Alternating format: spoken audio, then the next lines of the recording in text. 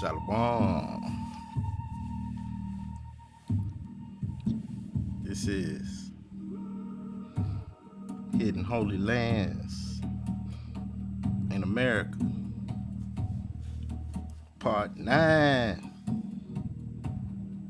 We made it. We made it to 9. We spiraling up today.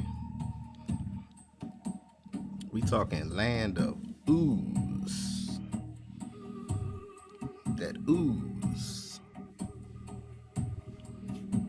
Hey, Dawadah to you for being here. Ahab. Hope you're doing well out there. Hope you're staying warm. I feel like it's been like 20 degrees every day out here. Man. But, you know, waiting on that springtime to come around. It's my favorite time of year. By the looks of things, it's going to get here quickly the way time is moving. Have you noticed how fast time is moving? Seems like days and weeks just flying by. You know, just like scripture said, shortening the time of ungodliness so we can get to righteousness. But yeah, hopefully staying warm out there. Hopefully this truth right here will warm you up. But yeah, we're gonna dig into this land of ooze today. Don't ask me how I got here. I don't even know. It's just the way the water took me. So it's just the way we floated. But before we get started, let's go on over to some living waters. And let's start off in Sirach, the extended version of Ecclesiastes. And this is chapter 40, Apocryphal book. Alright. Let's start off with a little scripture, get us warmed up. And we're going to start at verse 1. Great travails created for every man, and a heavy yoke is upon the sons of men, from the day that they go out of their mother's womb, till the day that they return to the mother of all things. Their imagination of things to come, and the day of death, trouble their thoughts, and cause fear of heart. From him that sits on a throne of glory, unto him that is humbled in earth and ashes. From him that wears purple in a crown, unto him that is clothed with a linen frock. Wrath, envy, and trouble, and unquietness, fear of death, and anger, strife. And in the time of rest upon his bed, his night sleep. And in the time of rest upon his bed, his night sleep, do change his knowledge.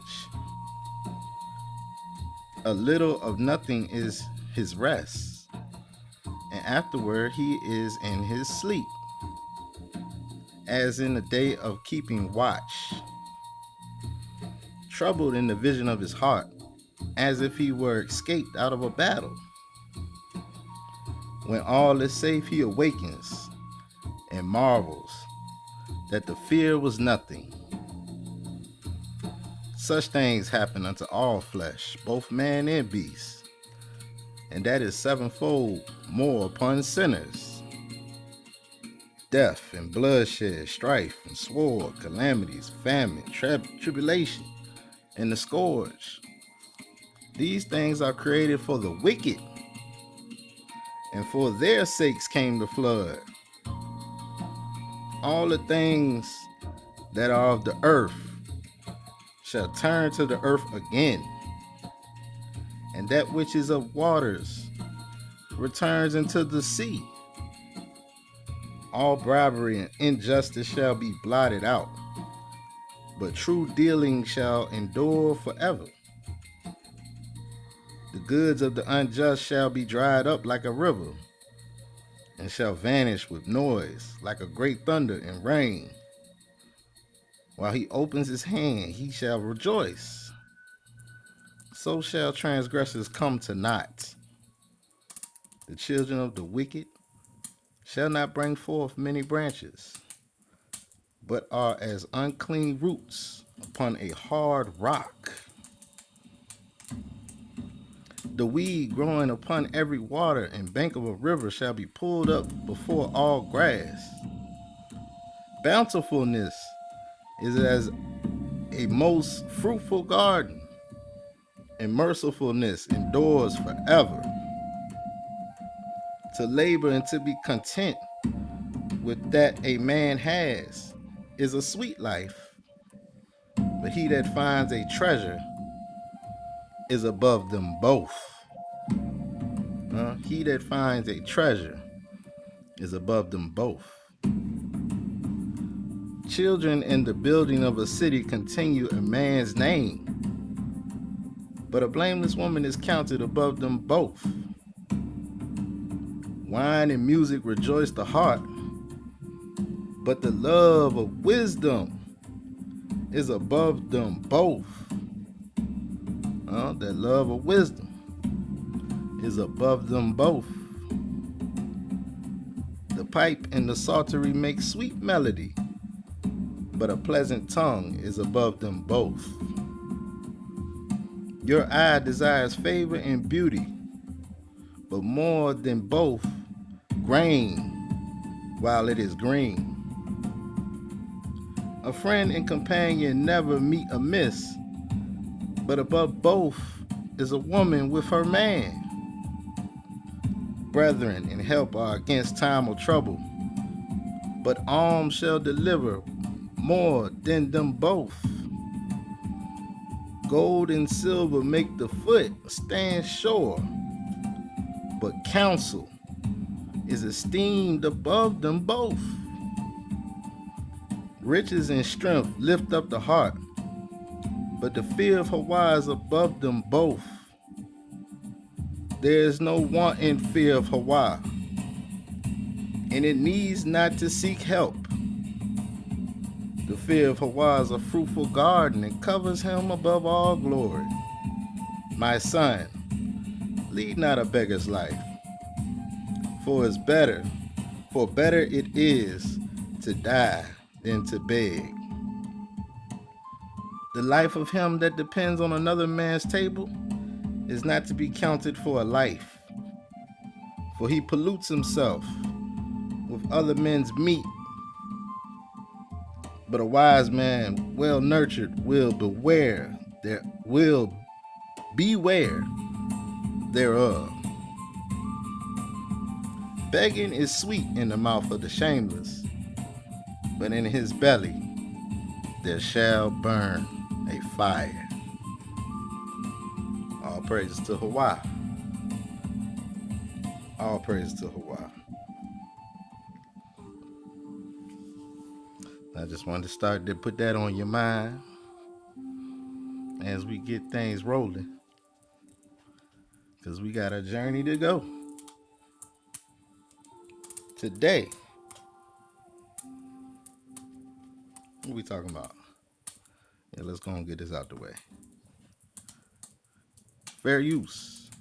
This channel may use some copyrighted materials without specific authorization of the owner, but the contents used here falls under fair use. Copyright disclaimer under Section 107 of Copyright Act 1976. Let go.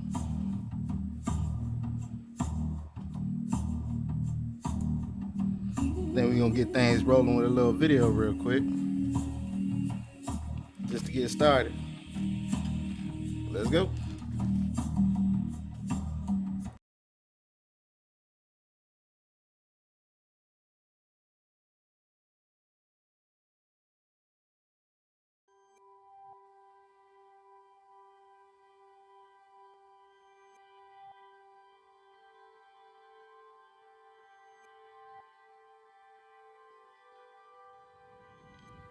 some of these old bone off too.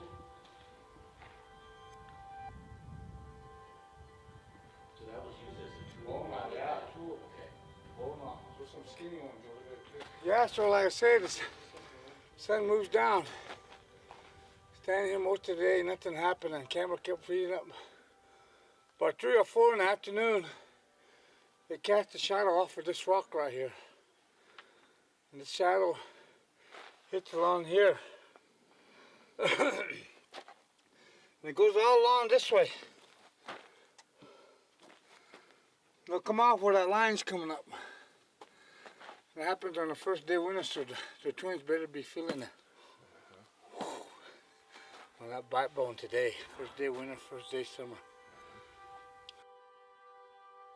After in the fourth row, the flood, he was with the Hopis, helping them live off the land.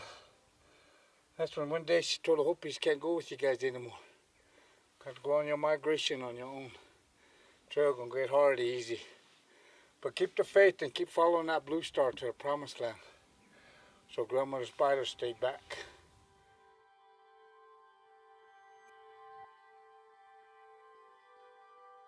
Into the forest where we're at now. I would have never figured out this was a sea papu in a million years. Wow. Follow the blue star to the promised land. Yeah, okay. Now you know where they found it. Between the Rio Grande and Colorado River. And their title's written in stone, not paper.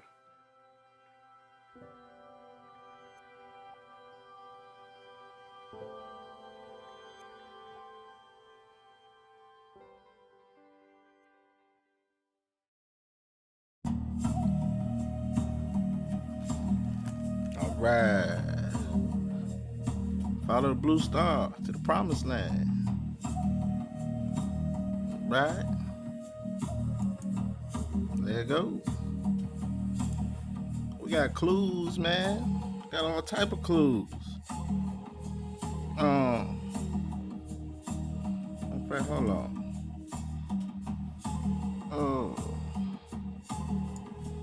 Alright, here's a clue. Just throwing it out there. If you check out the word Flint, you know we got Flint, Michigan, right? You know where they had all that bad water at. But yeah, Flint, it's all up in scripture, man. The word Flint. Alright? Who led thee through the great and terrible wilderness wherein were fiery serpents, dragons, and scorpions and droughts, where there was no water? Who brought thee forth water out of the rock of flint? Who brought thee forth out of the rock of flint? Water out of the rock of flint. Alright? Flint. Okay, rock. Flint. Kalamesh. Alright? And you just do a quick question, where is Flint Rock indigenous? Right? Flint Rock, also known as Shirt,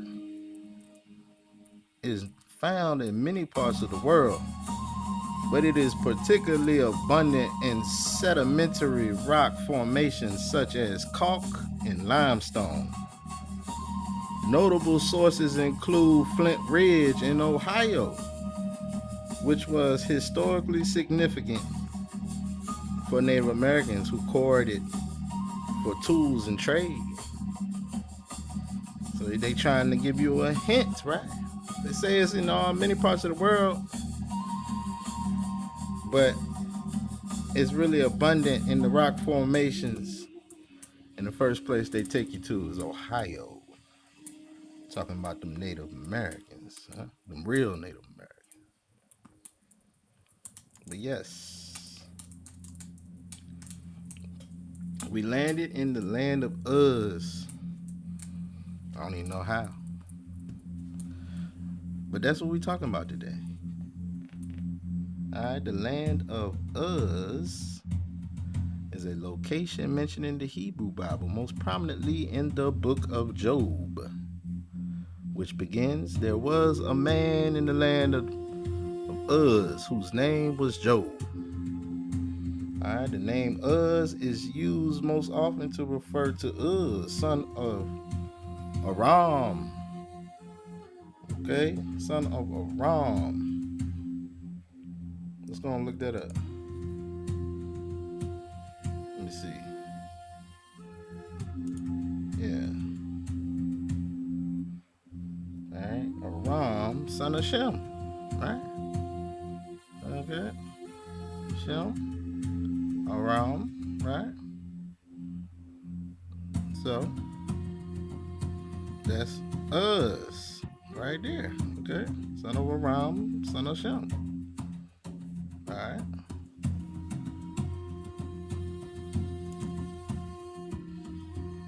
He is mentioned repeatedly in the Bible. Okay. In the books of Genesis and First Chronicles. Alright. So, this is where they got it at today. Right? They said Uz has been identified as either Aram in modern day Syria, or Edom in modern day Jordan. So this is over there in Saudi Arabia, right? They got the kingdom of Edom, kingdom of Judah, and what they say, Aramean tribes. So they don't know. Alright, they don't really know. It has been long debated if Uz is either in Aram or Edom. In Bible, Genesis 10:23, Genesis mentioned Aram, son of Shem, whose firstborn is named Uz, just like we got off the chart. Alright, they say the land of Uz existed beyond the Euphrates, possibly in relation to Aram. Alright. According to the book of Job, Job lived in the land of Uz, including. Job has often been identified as Jobab, mentioned in Genesis 36:33, the king of Edom and great grandson of Esau. So, did you know Job former name was Jobab, and he's mentioned in Genesis? Well, you might not have known that, because I didn't know that a while back. Because they took something out of scripture. We're gonna get to that. Let's just look at the land real quick. Let's see what they got it looking like. Let me see. This is modern day, right? So, okay. This would be over there once again. Alright, they saying could be right here. Alright. It's supposed to be map of the ancient kingdom of Edom, sometimes identified with Uz, is approximately the darkened area. So they're saying Uz is this dark area right here. Right under Israel, huh? The Dead Sea, huh? Okay. What else we got? We got another map. Yeah, on the Bible Hub, we got the Uz. Alright. Uz and surrounding region. So, where they got it boxed off at? They saying, okay. Guess they saying this area. They saying Mount Sinai right there, huh? Land of Uz. Alright. Right next to the wilderness of Zin. Okay. And Seir.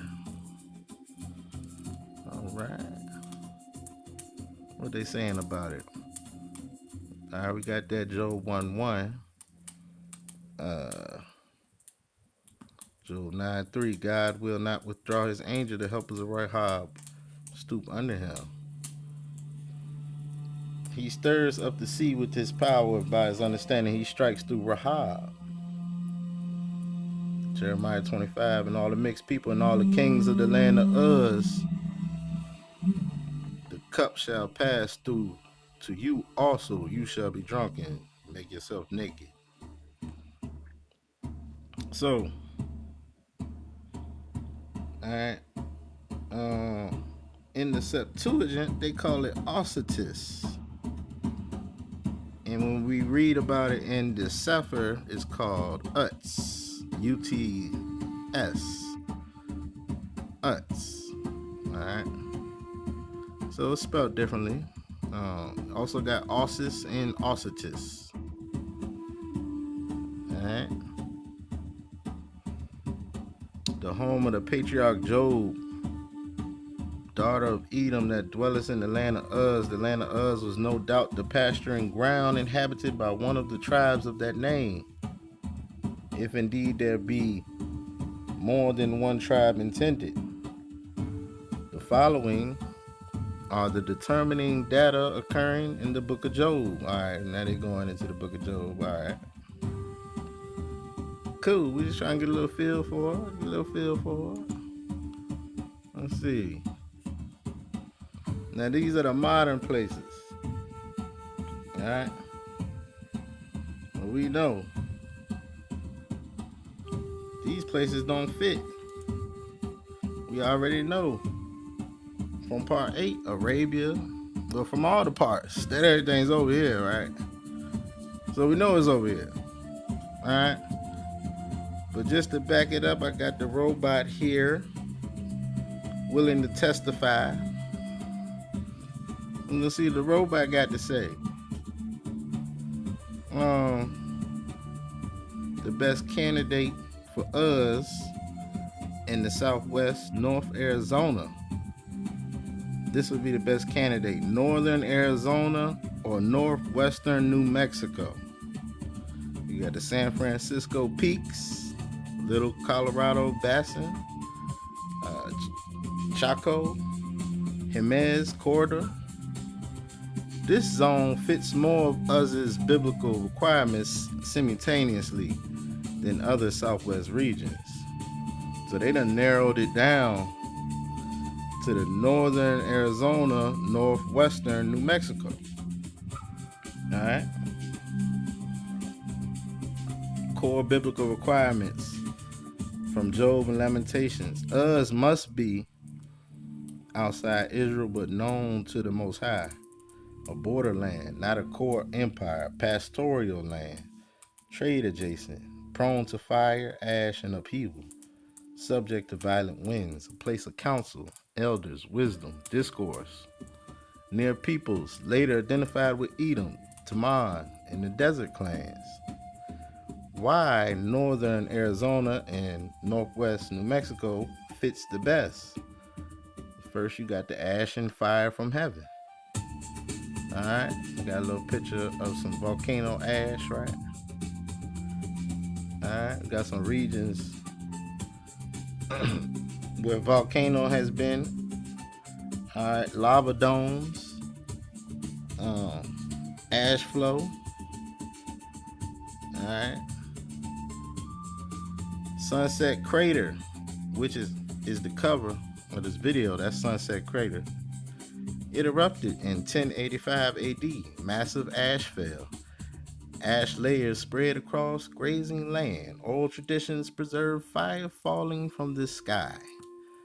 And Job 1:16 reads like a volcanic ignition event, not lightning.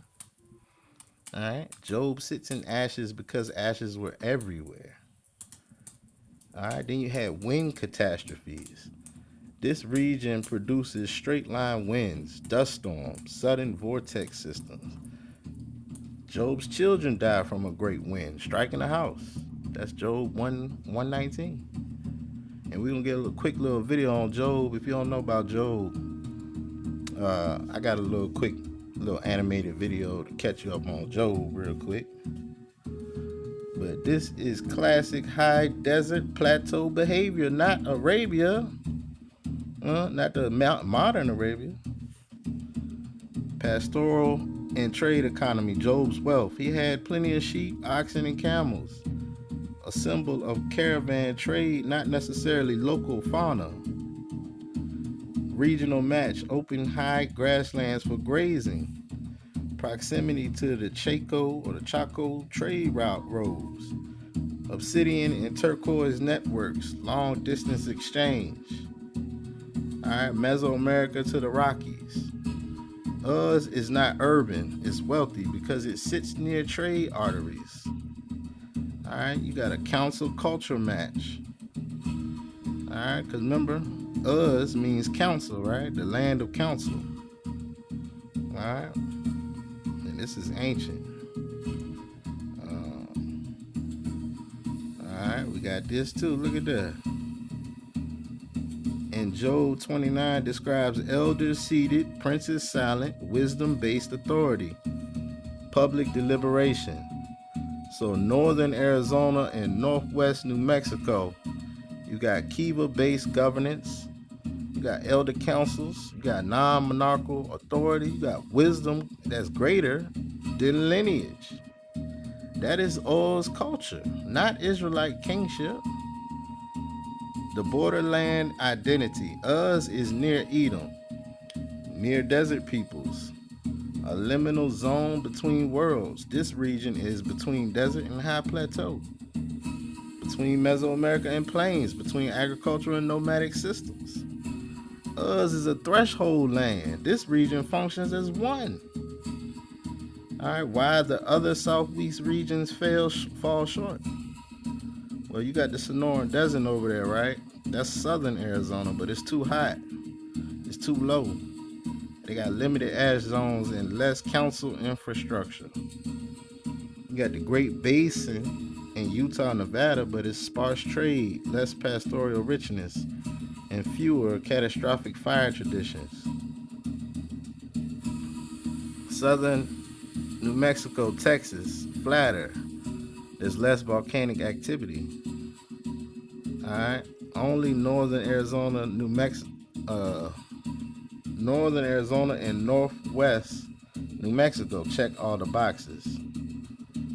All right. That's their boxes that they made up, right? Ash and fire. I mean, these are great points, though, because, Job's from there, so that's where you get most of the Uz characteristics in the Bibles from the book of Job. So, yeah, final conclusion, tight and honest. If Uz is read by its biblical characteristics rather than later assumptions, the strongest geographic match in the Southwest is northern Arizona or northwestern New Mexico, centered on the San Francisco peaks, the Chaco and the Jemez corridor. But this does not claim proof beyond all doubt. But it does show the highest convergence of scriptural, environmental, and cultural alignment. So we're not 100% sure, right? All right, and trust and believe, I did go back and check behind Chat GPT. I don't just be taking his word. You know what I'm saying? You got to check behind Chat GPT. Sometimes they be trying to carry it. But let's talk about the wild and domestic animals named in Job. All right, do the animals and stuff match up? All right, Job 39, mountain goats, wild sheep, desert, bighorn sheep. It's a match. Okay, they got that. And I went and looked that up. All right, you go to Job, where it say 39. What verse was that? All right, 1 through 4. Let's go on over there and check it out.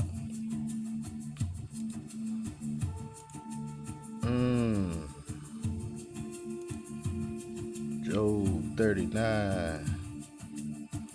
So, all right, verse 1. Knowest thou the time when the wild goats of the rock bring forth. All right, these wild goats, right?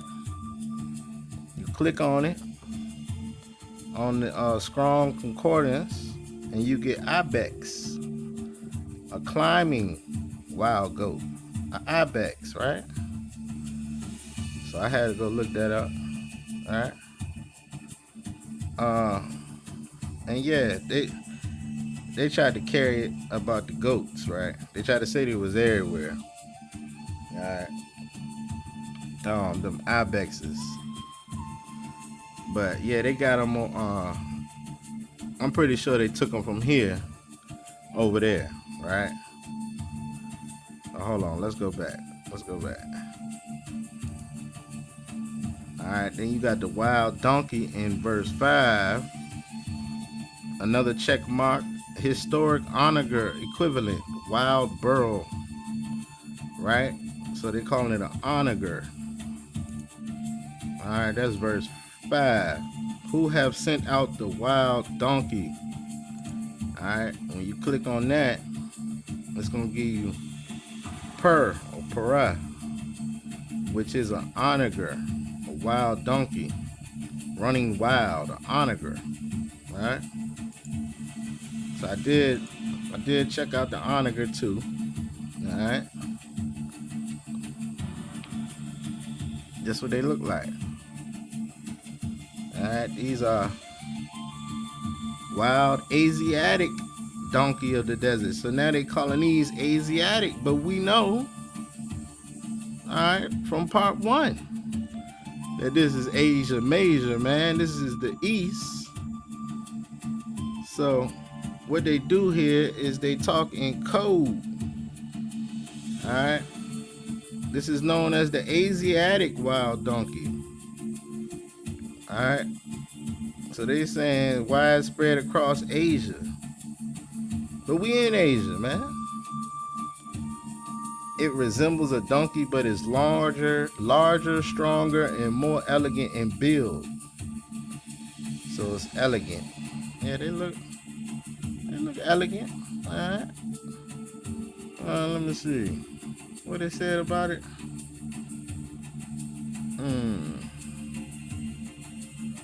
Once widespread from the Arabian Peninsula to Mongolia. See?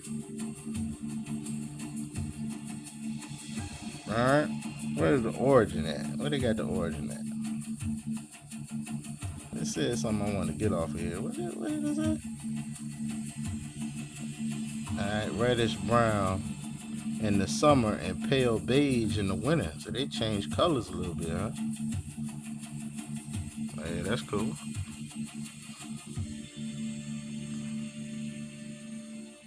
But yeah,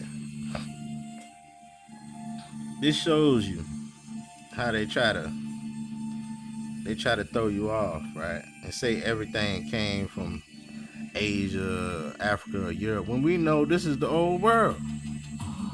Everything came from right here, man. Alright. We know we in Asia. Alright, but let's keep going. Let's keep going. See what else they got. They got the wild ox. Alright, that fits the bison over there in the southwest. You got an ostrich-like bird in Job 13. Okay. The ostrich. Alright. So the ostrich, look what they try to do with the ostrich, man.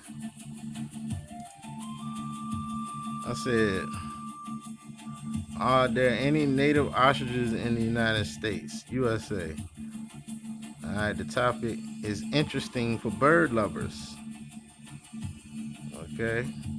They've lived in many parts of the world, each with unique environments. Wild ostriches are commonly found in Africa and have journeyed.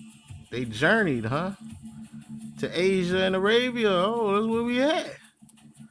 So somehow they journeyed all the way over here, huh?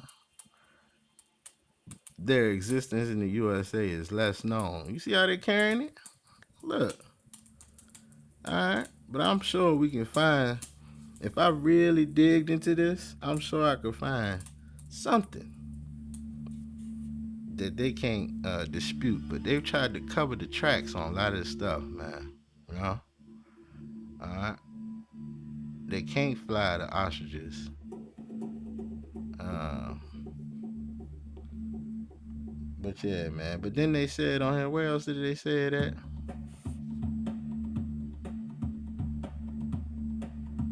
Hold on, they said something on here.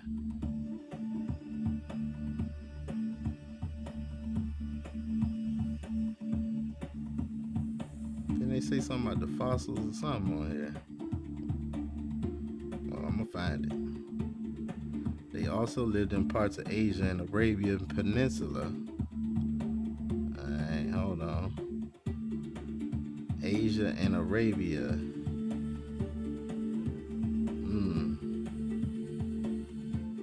Okay, here we go. It says fossil records in evolutionary history. Fossils show that ostrich. Let me zoom in a little bit. Fossils show that ostrich ancestors lived in North America during the Eocene epoch. Eocene? This discovery tells us that ancient ostriches lived across different lands. They adapted to various environments over millions of years. Millions of years. That's you lying now. Whenever they start putting it in the millions of years, you know it's a lie. Alright. History that shows they were once linked. They were once linked to North America. See how they just straight up lying on here, right? Didn't it say something about one of the fossils? Hold on. The fact highlights the unique but extinct link ostriches had with North America. So now they're saying ostriches aren't native to the U.S. They've been brought over for farming and private use. They brought them over for farming and private use. What private use? What? People made setups like the dry African savannas to keep them comfortable, but they aren't wild here. They now live in the U.S. thanks to farms made for them. These places try to be like the birds' original African home. See? Taking you back to Africa. Alright. Yeah. Alright, it's straight whaling on here. Alright, now it's becoming more popular. They say ostrich farming. Ostrich farming. Alright. Okay, enough with the ostriches, man. Alright, we see the lies going on, right? Alright. When they say Asia and Arabia, we know they trying to tell you without telling you. Okay? But they gotta cover it up. Alright, let's get back to the disqualifications and whatnot. Let's see. So you got horses, yeah. Introduced later, but terrain fits. Alright, now horses come from here. Alright, go check Curry Mayo, man. He did some good videos on horses, man. I think Ayob got some videos on them too. Alright. And then they bring up Bahamut. Alright, the land beast. Alright. They say Bahamut is in the land and Leviathan is in the sea. Alright, but this is mythic. Alright, not local zoology. Alright. Why does this matter? Job emphasizes untamed, non-agrarian animals, not farm beasts. North Arizona, Northwest New Mexico historically supported the bison, the bighorn sheep, the elk, the deer, the predators. This is wilderness theology, not river valley farming. Right. So when they try to tell you the ostriches can't be wild over here, they lying. Alright, straight up. Yeah, here goes some pictures, man. Alright. Beautiful creatures, beautiful animals. Look at that. Alright.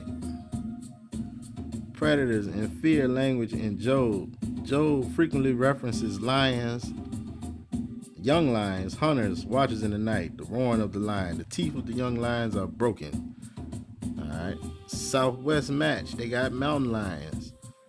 that are apex predators. They got wolves. Coyotes are still present. And we got coyotes around here. Shoot. Let me see. Wolves. The Southwest preserves a predator-prey tension. Job assumes as normal life. All right, now they talking about the birds of the wind in high places. Job uses birds as wisdom symbols. Eagles dwelling on the cliffs. All right, now we know the USA is home of the eagle. First of all right, home of the eagle. All right, and you got the phoenixes and all that, man. All the different type of more ancient, I guess, eagles. This fits perfectly with San Francisco peaks, Jemez Mountains, the Mesa Cliffs, thermals used by raptors. Now they saying raptors, huh? Alright. Raptors. They talking dragon talk? What they talking? But yeah, man. Alright. You see that, right? Okay. Insects and small creatures. This is overlooked but key. Because Job references moths, worms, creeping things, dust life. In the Southwest reality, heavy moth populations tied to desert bloom cycles, soil insects active after rain, decay, renewal cycles in arid lands. The metaphor of house eaten by moths makes more sense in a dry, fragile material cultures than stone cities. Alright? Like they got over there where they say is at, right? Plants and vegetation in Job. Sparse, not lush. Alright, Job never describes lush gardens, orchards, irrigated fields. Instead, you talking about dry grass, withering plants, roots struggling for water, sudden greening after rain. This matches the high desert grasslands, the seasonal bloom ecology, and the flash growth vegetation cycles. Alright, I think I checked that. Did I ask him something about that? Yeah. Alright, I said, where is there high desert grasslands? I just asked the general question. I didn't put no region. I just said, where is there high desert grasslands? High desert grasslands are primarily found in regions like the Great Basin. Ain't that what we talking about? Same area in western United States, which includes parts of Nevada, Utah, and eastern California. So immediately they brought us over here. When I talk about the high desert grasslands, immediately they bring you over here. These areas are characterized by sparse vegetation and receive low amounts of rainfall, just like we're talking. All right. So this is a Puebloan. All right, southwest, the Puebloans. We're talking New Mexico. This is exactly what we're talking about, the desert grasslands, man. So this is like almost a smoking gun when you talk about the high desert grasslands. Now they got grasslands over there too, but as you can see, this is more familiar. This is where it's really at. All right, this don't even say nothing. It just take you straight to the western United States. All right, when you talk about the high grasslands, man, like this, see? All right, but it's sparse. All right, and they don't get much rain. All right, dew reviving plants, sudden rains, torrents, carving land, water hidden beneath earth. All right, this is not Nile logic, Southwest hydrology. All right, so they get their water a different way. All right, they got the plants can revive themselves with their own dew. All right, monsoon rains, flash floods, hidden aquifers, arroyos carved suddenly. The channels of water are seen, the foundations of the world are uncovered. That's Job 38. That's arroyo country language. All right, darkness, dust, and ash.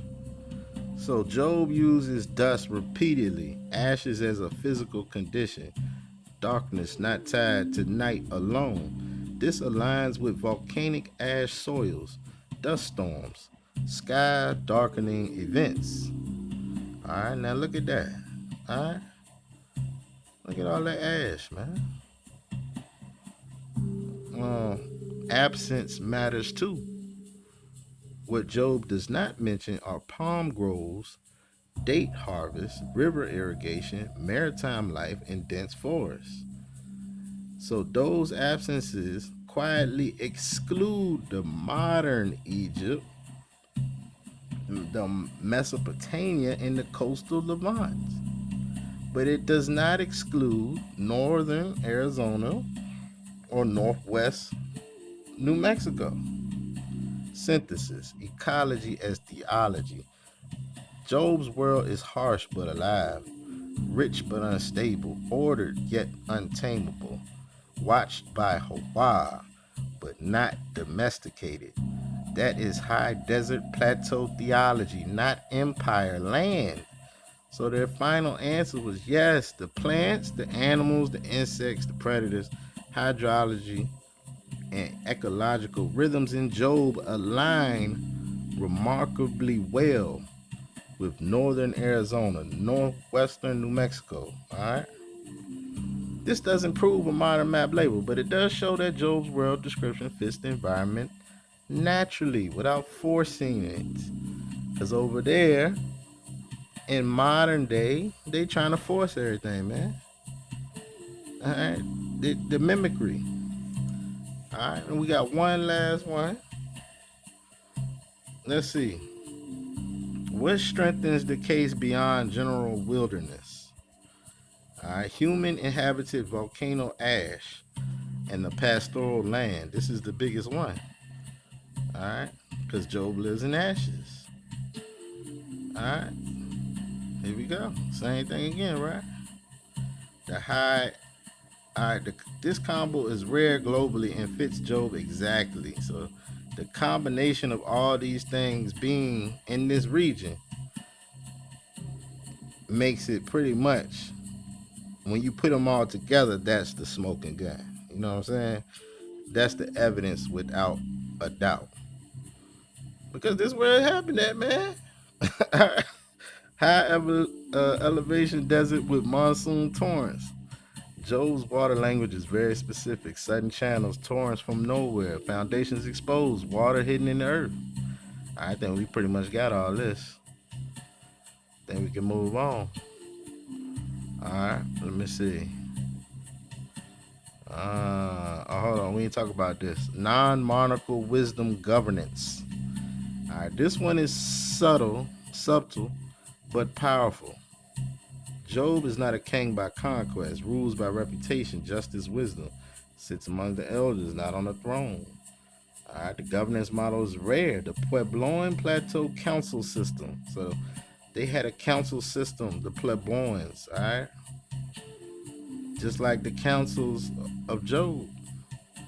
All right, and Uz, the land of council. All right. Ancient. There are very few ancient regions where wealth equals herds, wisdom equals authority. Cities are secondary and environment unstable. But northern Arizona, northwest New Mexico is one of them. Okay? Individually, none of these are unique, but together, they are rare. So, yes, all these things may be common somewhere else, but to have them all together is rare. What does this not prove? So no inscription says Uz is Arizona. No map labels it explicitly. No genetic proof of continuity. So they always make sure this ain't the when you're dealing with them, they ain't gonna never give you 100% clarity when you digging in truth. They just gonna tell you, yeah, you got everything right, but it doesn't mean you're right. You know what I'm saying? So the final straight answer is yes. While no single plant or animal is exclusive, the combination of these things is usually concentrated. in northern Arizona and northwestern New Mexico. That's the strongest environmental match for the land of Uz. Right? Rock on. All right. All right, we're cooling out with some 432 hertz tribal. Get you going. Tribal vibes. All right, this got put on my desk this earlier today. I had a whole nother playlist, and I heard this. I was like, oh yeah, must be meant to be. That's the one. Yeah. And also don't just for further. All right. Sierra Nevada have highlands, just so you know. All right. They got highlands, elevations ranging from 500 feet to over 14,000 feet at its highest peaks, such as Mount Whitney. Okay, Sierra. All right. Sierra, does that come from seer? All right, when we talking Edom, and that's not too far away, Sierra Nevada. All right. Not saying that's the location of Seir, but it's very similar. And it's close by. Let's keep it rolling, man. Let's keep it rolling, man. We got some things to get into. All right, cuz let me see. Okay. All right, let's get the story of Job real quick, just for those who don't know. All right, it's a quick little animation. I think it's a 4-minute video. You just kick back and watch the cartoons real quick.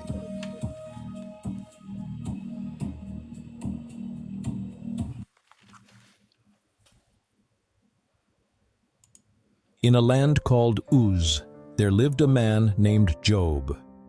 He was a man of great faith who feared God and shunned evil.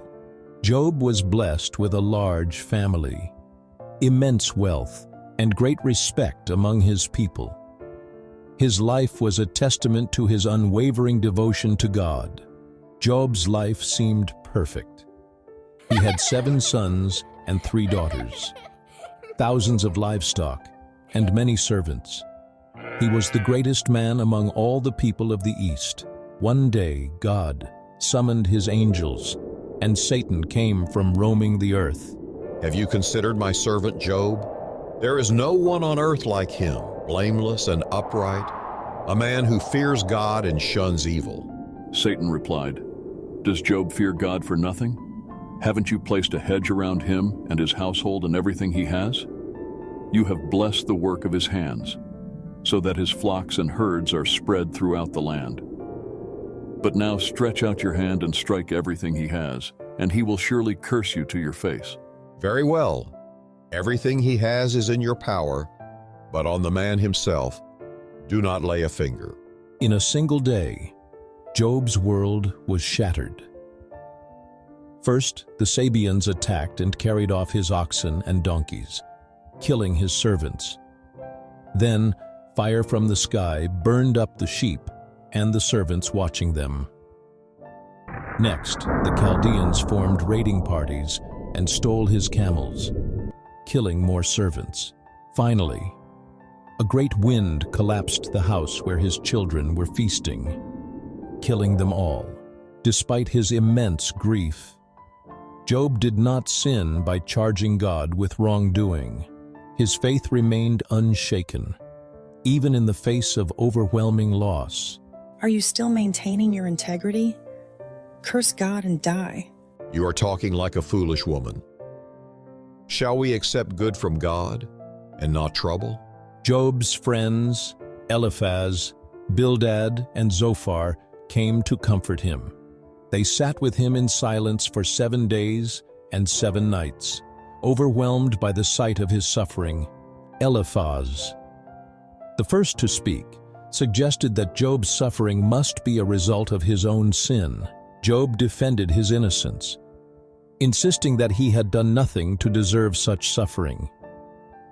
He challenged his friends to show him his wrongdoing. Desperate for understanding, Job cried out to God, longing for a chance to plead his case and find answers to his suffering. God's voice thundered from the whirlwind, questioning Job about the mysteries of creation.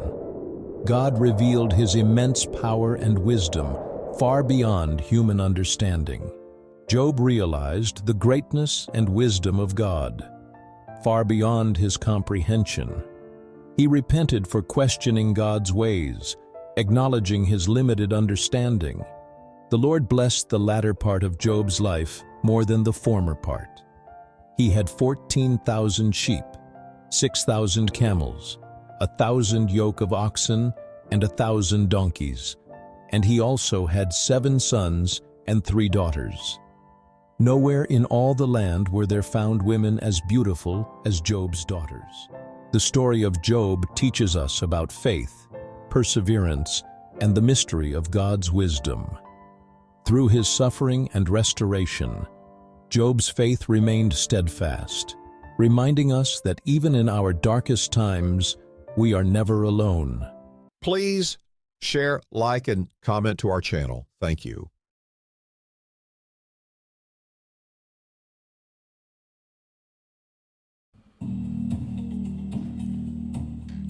Cool. That's a cool little video, right?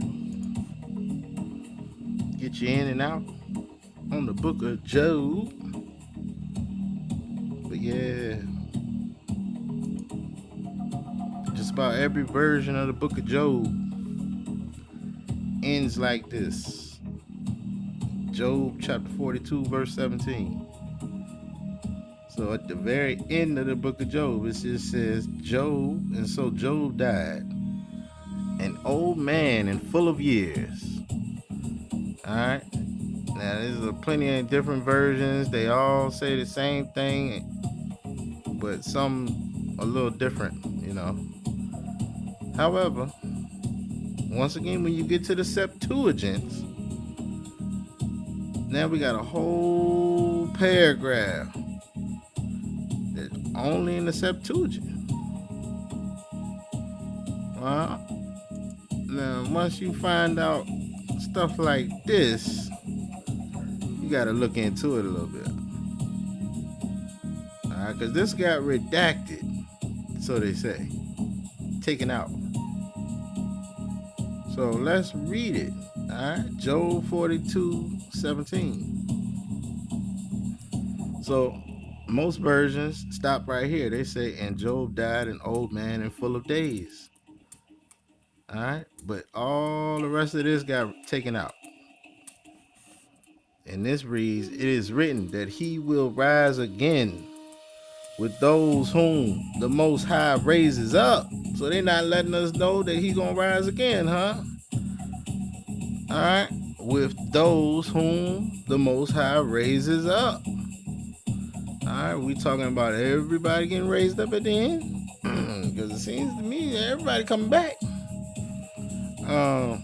This man is described in the Syriac book living in the land of Ossis. So this is just another version of Uz. They got Ossis, all right, on the borders of Idumea, all right, which is Edom and Arabia. And his name before was Jobab. So here we go. They telling you his name was Jobab. All right. And we look up Jobab.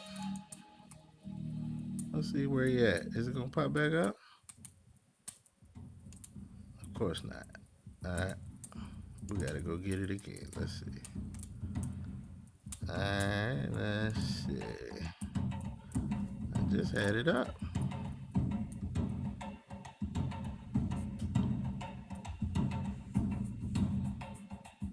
Okay. We turned up a little bit. All right. I'm liking it.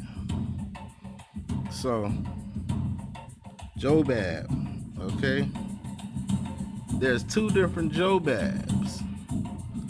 All right, you got a Jobab that is a son of Joktan.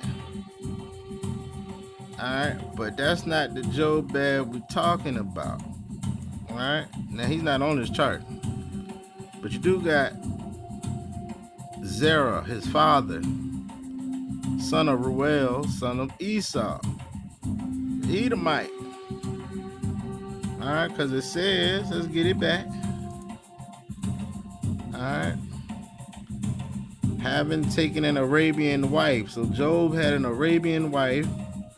He begot a son whose name was Enon, and he himself was the son of his father Zare, one of the sons of Esau. So that's what we just got. All right, son of Esau through Ruel is Zerah or Zare. All right, and we're gonna get more about it. Let's see. It says of his mother Basora, so that he was the fifth from Abram. So he would be the fifth from Abram. So Abram, 1 would be Isaac, 2 Esau, 3 Ruel, 4 would be Zerah, and if he's the son of Zerah, that make him number 5. So that is correct there, right? All right, and these were the kings who reigned in Edom. So they don't want to let us know that he was a king of Edom. That's why he had all that he had, because he was a king, man. All right, Job was Edomite king. All right. And which country he also ruled over. First, Balak, the son of Beor, and the name of his city was Dinaba. But after Balak, Jobab, who is called Job, and after him, Assam, who was governor out of the country of Thaman. Was that Teman? And after him, Adad, the son of Barak, who destroyed Madim in the plain of Moab. And the name of his city was Gathium. Alright. And friends who came to him were Eliphaz of the children of Esau, king of the Thamanites or the Temanites, Baldad, sovereign the Sachans, and Sophar, the king of the Menians. So I'm wondering now, why did they take all this out? All right, they saying that it wasn't Hebrew text, so they took it out from what I saw. All right, but it looked like it's just giving you more clarity on Job.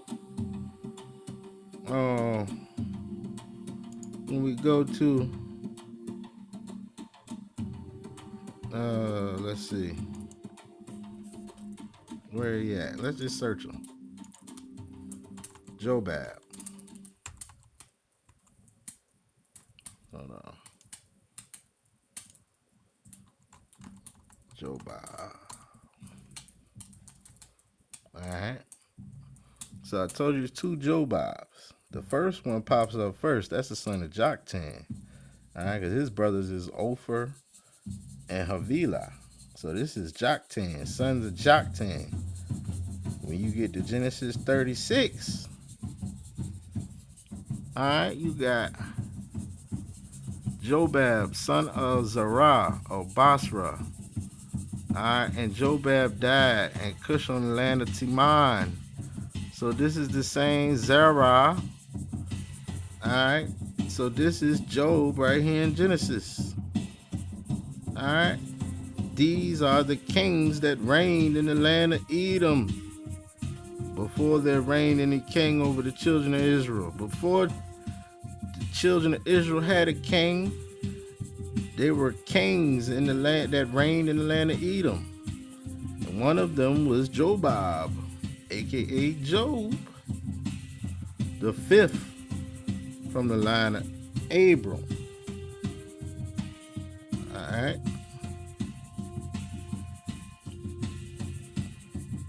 Through Esau. But yes. All He's also mentioned again in the book of Jubilees.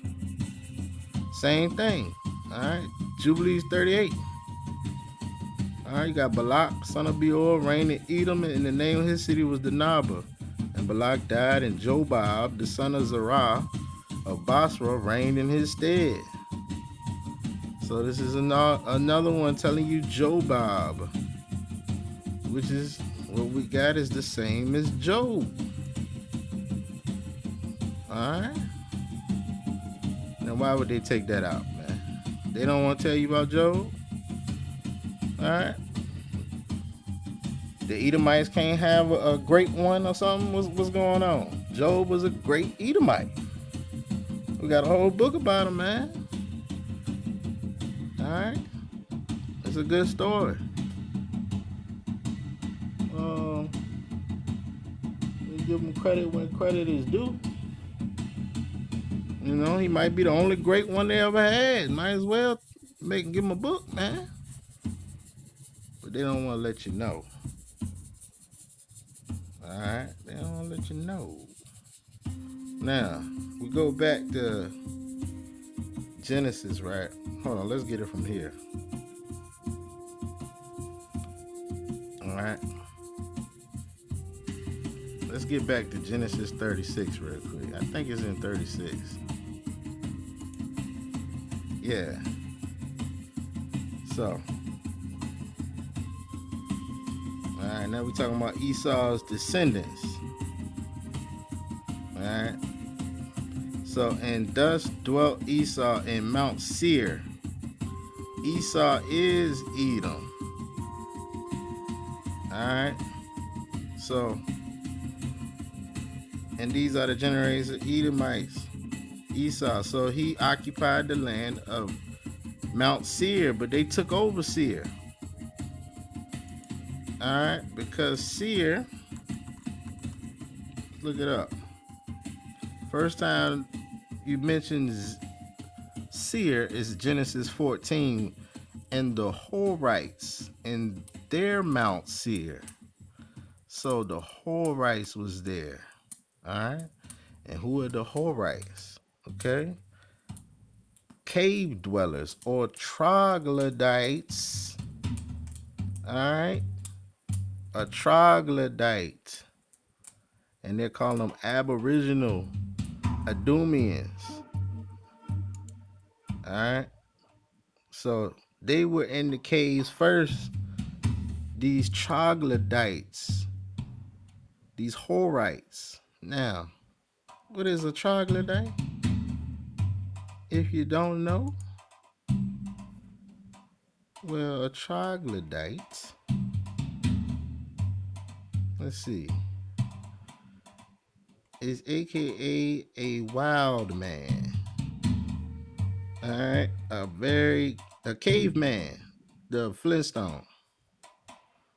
And remember, I just told you where Flint come from. So the Flintstone cartoon is a play off of this. These Horites, these troglodytes. And Esau, remember? Esau was very hairy. So I guess he fits in good. He fits in with these hairy troglodytes. Alright? These cave dwellers. Alright? The caveman. This is the original caveman, the troglodyte. Alright?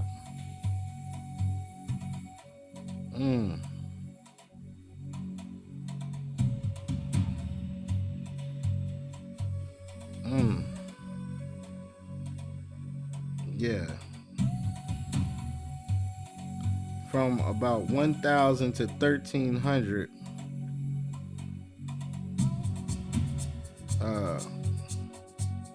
I want to read all this. Especially during war and other times of strife, small groups of people have lived temporarily in caves where they have hidden or otherwise sought refuge.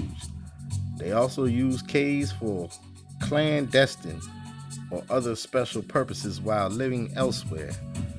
Writers of the classical Greek and Roman period made several allusions to cave dwelling.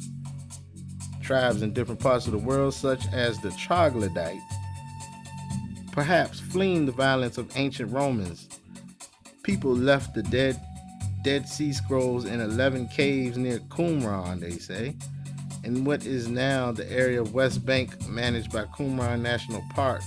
So they talking modern day stuff, right? This document remains undisturbed there for about 2,000 years. All right, there they go with the 2,000 years.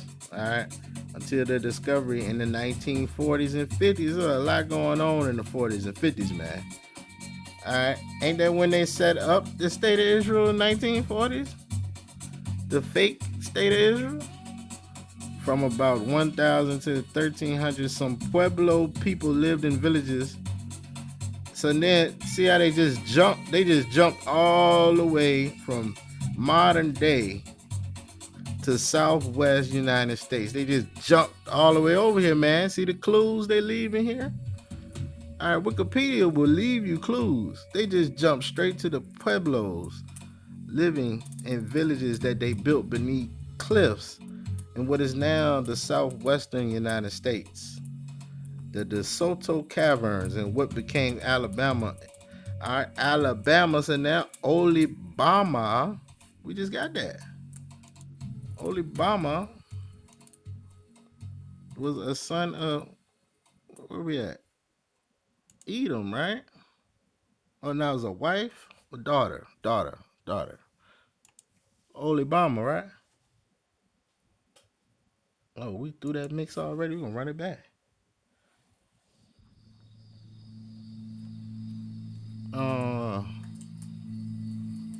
Where we at? Hold on. Alright. Yeah, so the daughters. Alright, these are the daughters.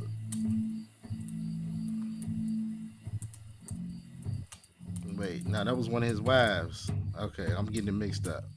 The wives, he took his wives of the daughters of Canaan. So Esau married these Canaanite women. And one of them, the Hittite, Aholibama, was a Hivite. Now, you just jump to the area that we are talking about. After you talked about the modern day, you went to the Pueblos in Southwest, and then you went straight to Alabama from Olibama. See that?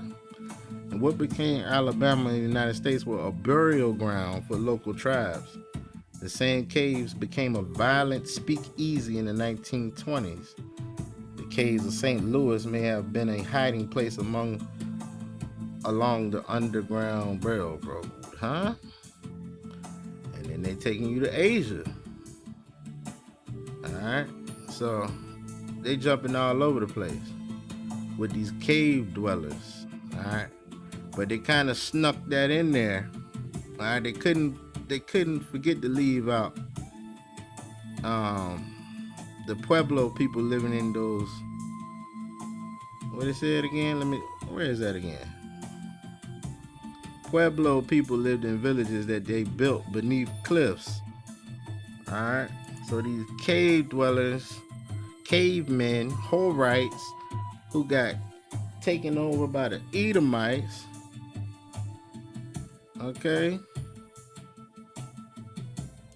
Alright. The Edomites, country of mountainous and rocky. Oh, okay. The Rocky Mountains? Might be connected to the Rockies. Let's see.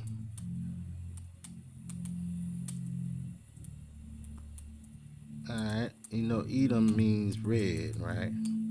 Alright, he came out red. They said he had the red lentils.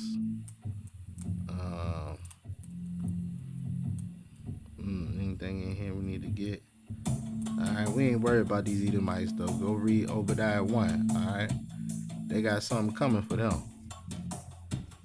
They already got something coming for them, man. But yes, okay. Throughout the Edom is frequently depicted as the adversary of Israel. Alright. Alright. Edom was subjugated in 2 Samuel and became a vassal state. And however, Edom regained its independence during the reign of King Jeroboam of Judah. So they came back around. Alright. And don't forget. Alright. Do not forget. Alright. Psalms 83. They have taken crafty counsel against your people. Counsel, like the land of counsel. Alright, and the first group on the list is the Edomites. Alright, now we got that Uz means counsel. So is this where they did their counseling at? I don't know. You know? But that is right. Alright, land of counsel. Alright. Okay, to give advice. Alright. The land of Uz. Uz, Hebrew, means counsel or advice. Okay. Now, got that established. Alright. Let's see. Anything else? Alright. Okay. We got a little book right here. Let me see. The land of Uz. Okay, now this book is, this is the author right here. Alright, big mustache guy. Hey, I know that mustache, man. Where you from? The author in native dress. Oh, so this is native dress. He's looking like so-called Taliban. All right. The Land of Uz by Abdullah Mansur. Ain't that something? All right. The last video I made was for Mr. Mansur's comment, and now we running back into another Mansur again. All right. 1911. This came out. Now, we ain't gonna read much of this because he's talking about modern day, you know what I'm saying? Like modern day Arabia. But I found something in the preface. What I found in here? I found something in the preface I wanted to read. Let me see. Let me find out where it's at.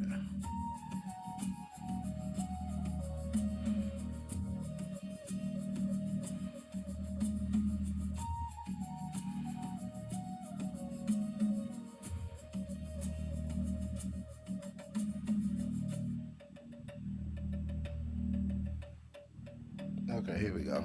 All right, right here. All right, this is in the preface. Get a little bit closer in here. With regard to the ethnography of the country, it may be well to remind readers that the people of Arabia, though all Arabs, belong to two distinct and apparently quite different races.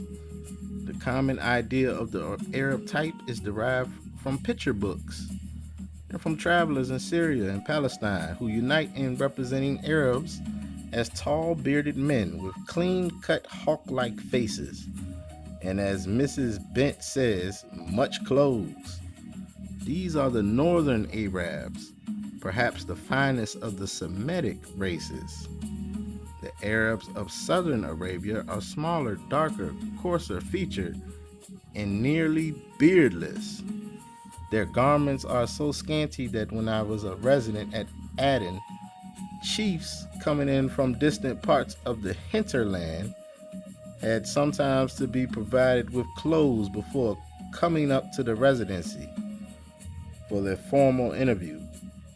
All authorities agree that the Southern Arabs are nearly related by origin, as well as by subsequent intermarriage to the Abyssinians.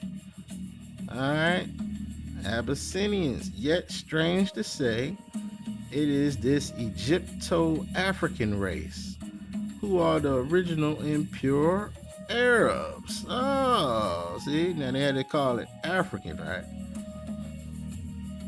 But they're the pure Arabs, while the stately Semite of the north is Mustarab, an instituted or Adsitius Arab, one who is Arab by adoption and residence rather than by descent. Nevertheless, it is maintained by all Arabs that both races are the descendants of Shem, the pure Arabs, through the half or wholly mythical Khatan or Joktan, Shem's great grandson, and the northern Arabs as the children of Ishmael, Abraham's son, by the slave girl Hagar. Alright, the servant Hagar.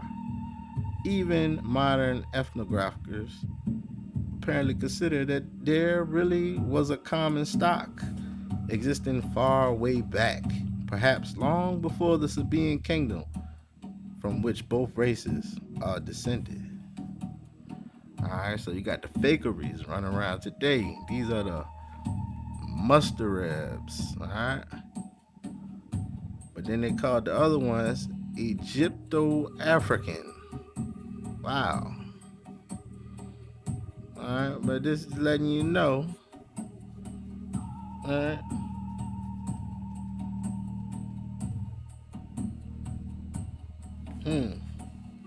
He said if Job was an Arab, as is generally supposed, he was very possibly a Minian.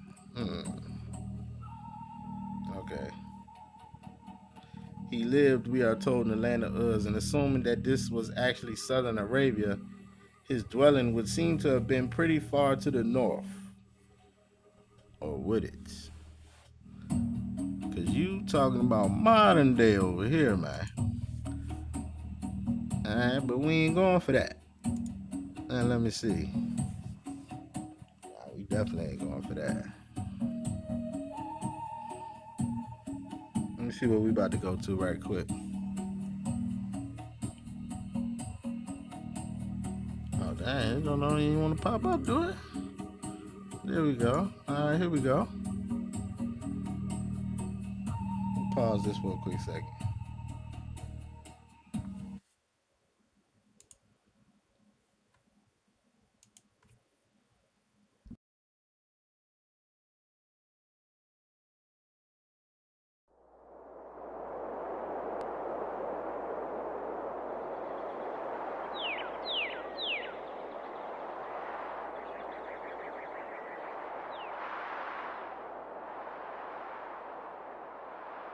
Hisat yao tutskota yayaika.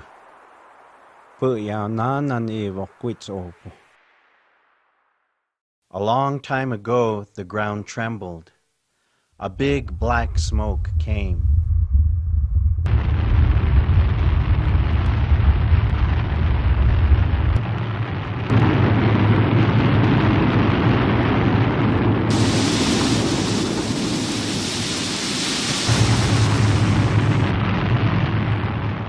Billowing ash and forest fires blackened both the land and the daytime sky.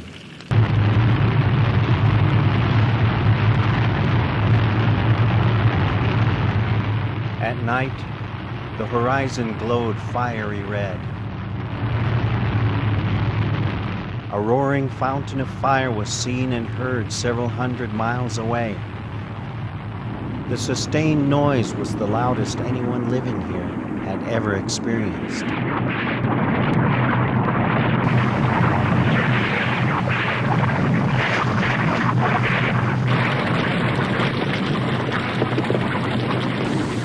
Cinders rained down on houses.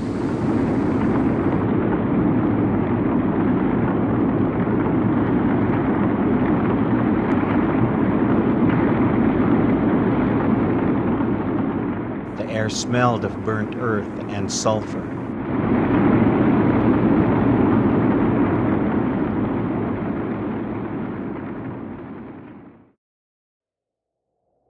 When their world again grew quiet, people faced a dramatically altered land. Fine ash blew up in huge clouds of dust and drifted across the ground. The land appeared lifeless. Most of the vegetation was gone. Tucked amid familiar hills, a new mountain loomed.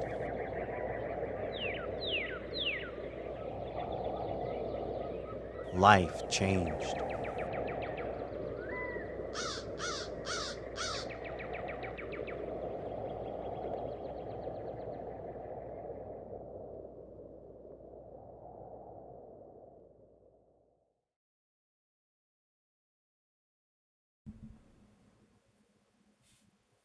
Yep, life changed. Alright, they just showing you a reproduction of when the sunset crater went off. They say that was 1085 AD. But hold on, man, I get up out of here. Alright, here we go. Yeah, so the Sunset Crater volcano is now a national monument. Alright, now you already know from previous parts of this series, most of these national monuments, they trying to hide stuff. Alright? They make it national monument or national park so they can have full control. You can't go over there digging, exploring. Alright? You can't be there certain times at night. Alright? You can't check nothing out, man. Alright? I think that's all I was gonna get. Oh yeah, turn this one up. This is my joint right here. Yeah, but that's all I wanted to get off of here. We on Southwest Virtual Museum. I think I wanted to look at something else, but I'll keep it moving, man. Alright.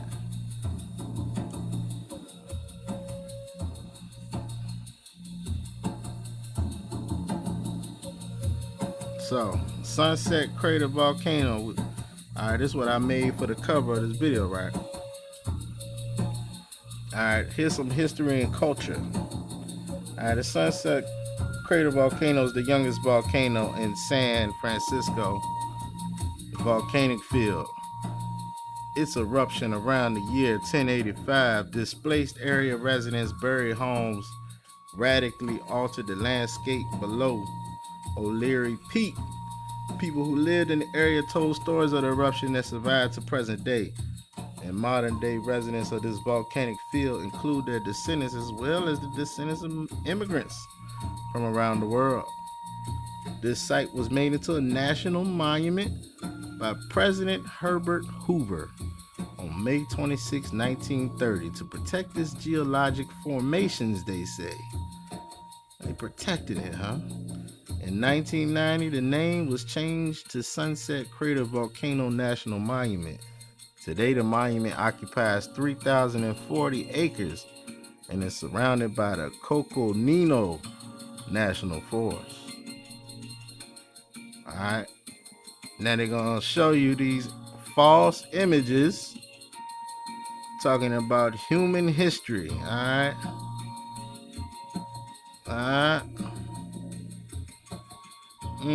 So they said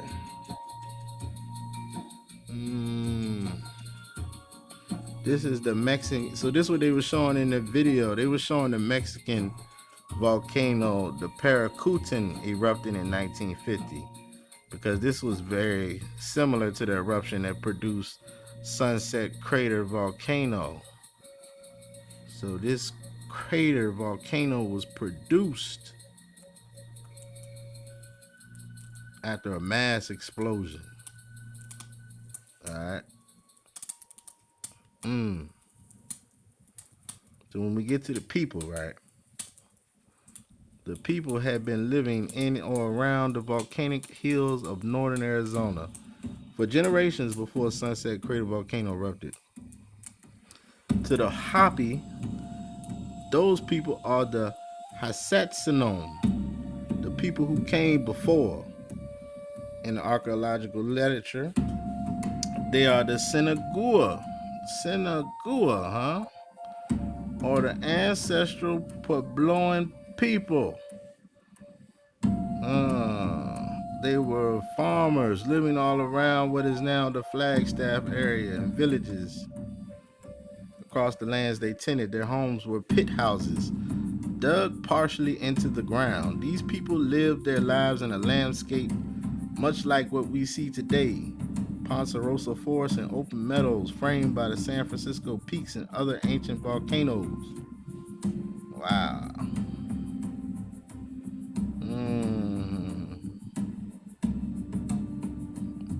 Warnings that something was about to occur came days or weeks ahead of time in the form of earthquakes. No evidence has been found that people died as a direct result of the eruption. So it seems there was enough warning for people to evacuate from their homes. After the eruption, the pit houses for miles around were buried and filled with cinders, and others were buried beneath the lava. In the aftermath, the Sunset Crater area was no longer farmable. The volcano itself occupied one end of a small valley, and its two lava flows filled valleys to depths of 100 feet. People relocated to nearby communities like the Walnut Canyon and the Wapaki, where they found their thinner layers of ash and cinders from the eruption had improved the soil, holding more moisture and making traditional dry land farming easier. With the generation after the people were displaced by the eruption, new villages had been built, new fields planted, new lifeways begun. Agriculture and trade flourished in those areas for years before people once again moved on. Their descendants, including the Hopi and the Ashawi, still live nearby. Memories of the eruption lives on their stories and traditions. Indigenous names of the volcano often describe the eruption, like the Apache Hagudina, which translates to where it burned. Alright. Several centuries after the eruption of the Sunset Crater volcano, new groups of people began to appear in the area. In the 1530s, Estevanico, an enslaved man from Morocco, and the first African to explore North America, they say, may have passed through southern Arizona. Alright, now if you've been keeping up, with the drop over there, 432 drop, we know about Estevanico, man. Alright, this is a traitor. Alright, and they venerated this man to Saint Stephen, they say. Alright, but enslaved man from Morocco, the first African to explore North America, they say. They say he might have passed through southern Arizona. With him were three other men, the only survivors of the ill-fated Narvaez expedition. A few years later, 1539, Italian immigrant named Marco Denise crossed into Arizona in the San Rafael Valley along Santa Cruz River. They turned east to visit the Zuni Pueblo before returning to the Culiacan in the mountains of Sinaloa, right, which is familiar to Sinai, but I don't know, right? So 2 years after that, the Hopi town of Awatovi became the first to be visited and occupied by European colonizers. All right. And you talking about Coronado. He led a force of 2,500 people, including enslaved indigenous and African people. He said, he keeps saying African. All right. No, they ain't talking about African. They indigenous. They not African. Indigenous allies and around 400 armed Spanish men northwards. All right. So here go the whole shebang. If you want to know about it, man. I'm just giving you a little history on this area. Alright, they say the peaks is Duke Oslid, which means the mountain that never thaws. What? Alright, cool. I think we got another video. Now keep in mind, alright, before we get into the fakery, before we even get to it, I'm gonna cut you off and let you know that an American, according to the 1828 Webster, alright, a native of America is an American. And this is originally applied to the Aboriginals or the copper-colored races found here by the Europeans, but now it's applied to the descendants of Europeans born in America. Now, what does it mean to be a native of America? That means you produced by nature, you're original, you're born with the being, Hawaii, natural, not acquired, alright, as native genius, native affections, native talents, disposition, native cheerfulness, native simplicity, and you're produced by nature. You're not fictitious or artificial, alright? You got native rights and privileges. Well, you're supposed to. Alright, you come from native soil, a native country with native graves. You're original, man. Alright, you're born with it. You was already born with it. But now, when they switch things up, alright? See the difference between the noun and the adjective? Alright? The adjective of native is all these things. But when you switch it up to a noun, where you're saying what is a native, now this is anybody that's born there. So anybody can just be a native. All right, how can these even go together, man? How does that even work? Well, you know, that's how they do. All right. But anyway, we was talking about the copper-colored races, America's first people. These people. All right, you remember these guys? All right, remember? Hold on. Let me see. You got something on it? Let me see. Yeah, these people. Yeah. And she keep them shaded, ain't she? That look like Montezuma. Is that Montezuma right there, man? Because we got it right here.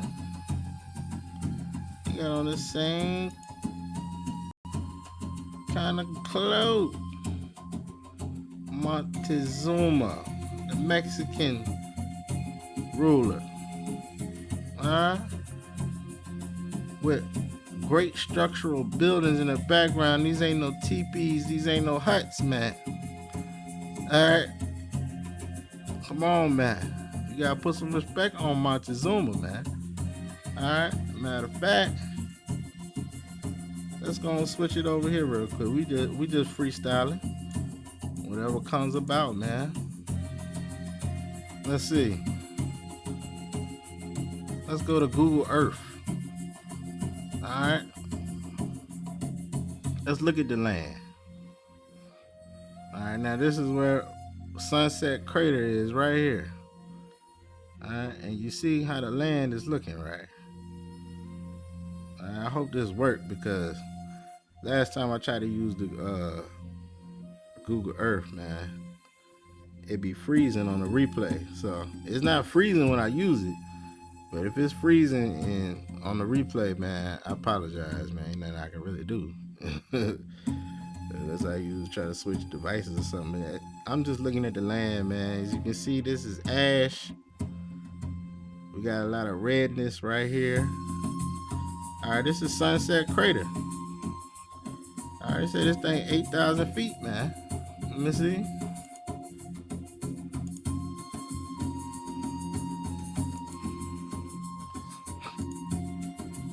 There you go. There you go. All right. Sunset Crater Volcano National Park. They got a trail of lava. 8,039 feet. Wapaki was right next door. That's why they said they went over there, right? Here you go. Look at that red clay, man. Not to mention the word Colorado just means color red, right? Alright, we got some ancient ruins going on and we got some snowy mountains. Alright.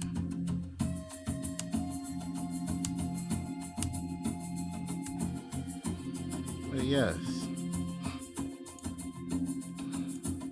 That's Sunset Crater, man. Let's zoom out. So we right there in Arizona. Alright.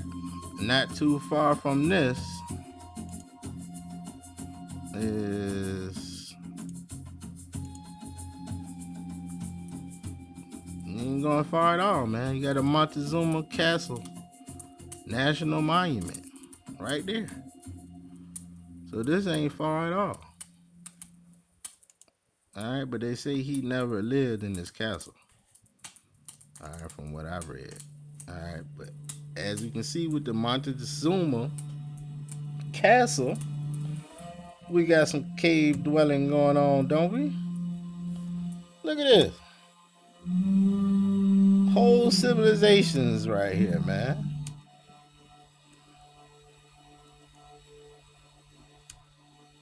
Alright, now this is the Montezuma Castle National Monument. Also in Arizona.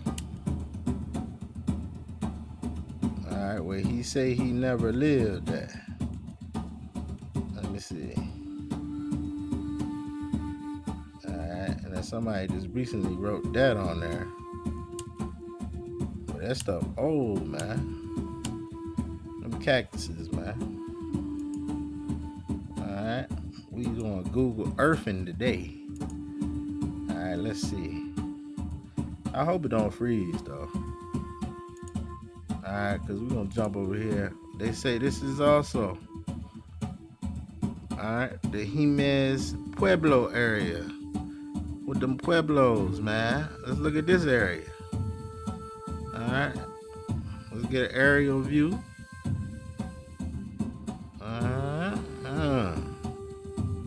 What we got around here? Okay. Get a look at it.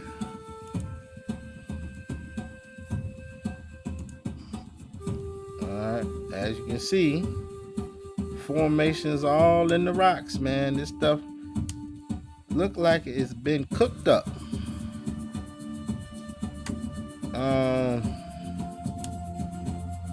Yeah, look at that. You can tell. Alright, you can tell that this just got melted.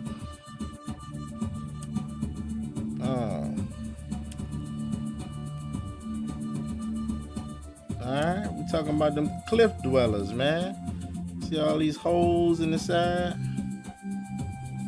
Alright, and then the top is flat. You wonder what happened to the top.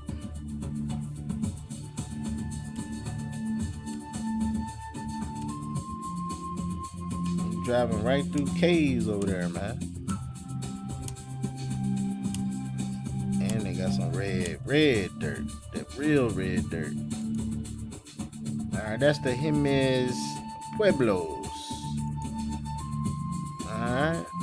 So, where we at right now? Let's see. Let's zoom out. Alright, we right there. In New Mexico now. Alright. Now we know Salt Lake City. Alright, the original Dead Sea. Alright. Where was we at? We down here though. Alright, we below all that stuff. Alright, the Arizona area. We at the yeah. Alright. So just like,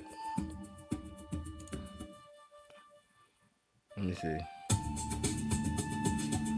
Let's get back. Let's get it back. I got another little video we're gonna watch, but I'm just going through it. Let's see. So kind of like they got it right here, right? No, not this one. Not this one. Dang, something went wrong. Oh, you better get it right.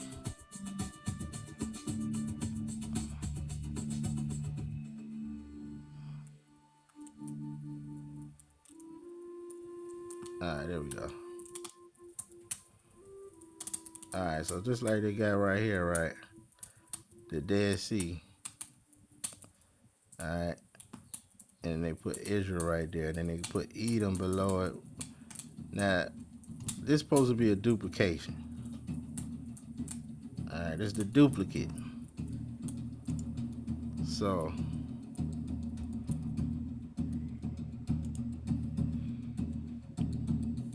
I mean, Dead Sea, Salt Lake Sea. Alright.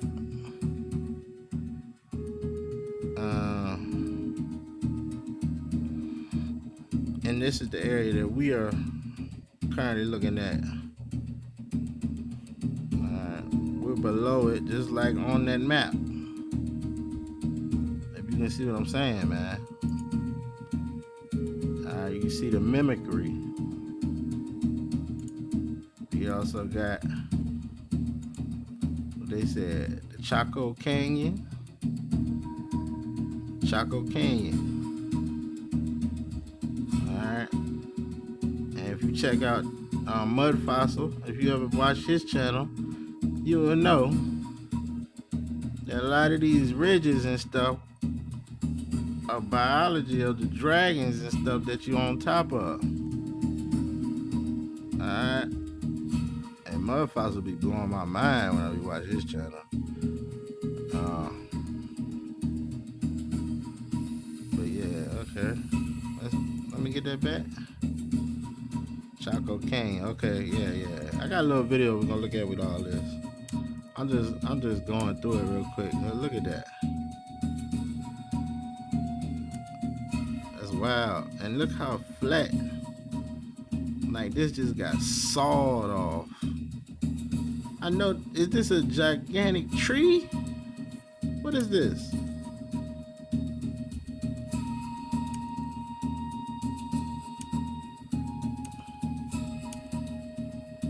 Alright, this is the Chaco Canyon. Also connected to the Pueblos. Alright. There go that circle. Alright. Look at this, man. Alright, they moved and hopped around a little bit. Alright. These cliff dwellers was hopping around. Let me see something.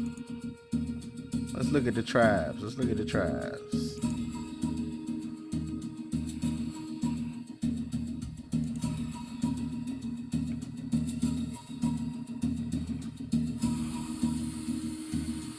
Alright, we over here in this area. So we dealing with Utes, Paiutes. Navajo, Zuni, Pueblos, the Hopi. Alright. So this would be the area that we really digging in right here. Alright, you got Judah and all that. A little bit further up. And Jerusalem and all that. Alright, so they were right there. Remember, it's called the borderlands. Alright, so they is on the border. Alright. Then I got one more. Just to show you a different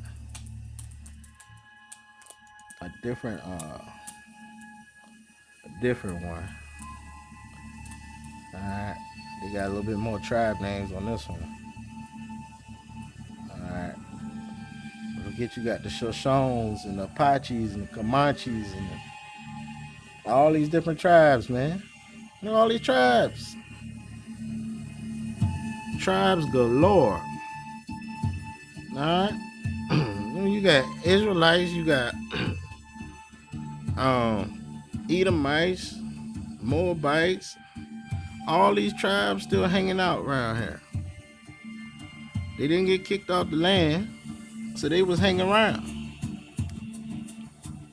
Alright. The question is, which tribe is what? Because a lot of them got mixed in together. Alright, like my last name connects to Cherokee and Choctaw. Alright. You know the Cherokees got taken over. So did the Choctaws, Seminoles, all that. So there's a lot of mixing and foolery going on, man. Alright, and we know that ain't us right there.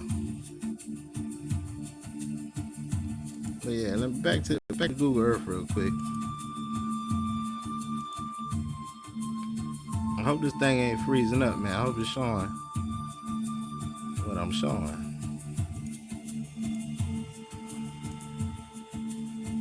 Alright, they said something about the Colorado Basin. Alright, that's right there. Alright, and look at all these ridges, man. What is all this? They said it's the inside of a digestive system. Oh.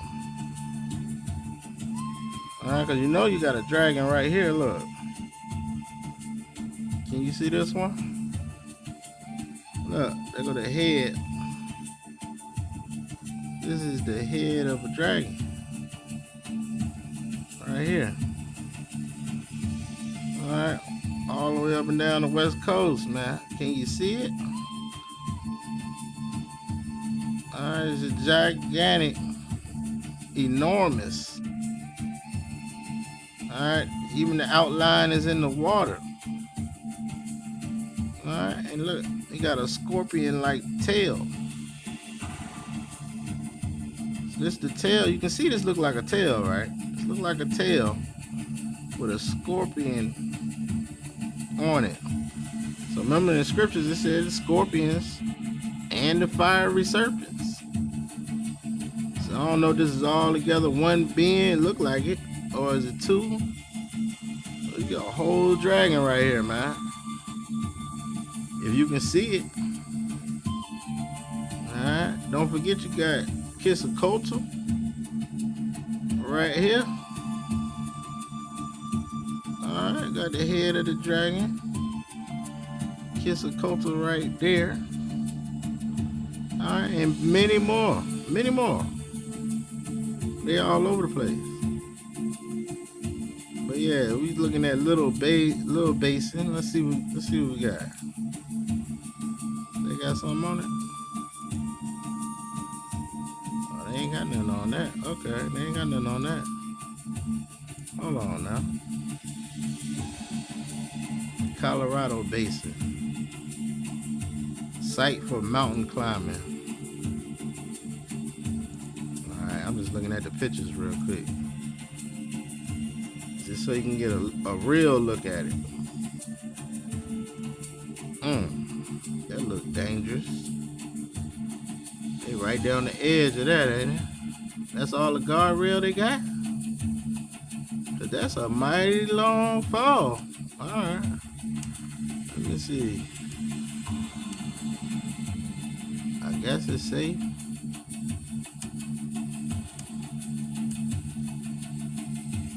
There you go. Some mountain goats. Alright, beautiful nature. Oh, this is the Chicago basin. Oh, I'm supposed to be in the Colorado basin. How they get me to Chicago? Where that's at? Oh, okay, it's still in the same area. Alright, so they got a bunch of different basin names right here. They got Chicago, Ice Lake, Governor. Okay, so we're getting a feel for the area now. I think I had one last one we're gonna look at, then we're gonna move on. Let me see. Anything else? I thought I had the San Francisco Peaks. Hold on, man. Maybe trying to, yeah, I know I had it on there. Alright, they also mentioned the San Francisco Peaks. And you got snow on top of these mountains. What's this?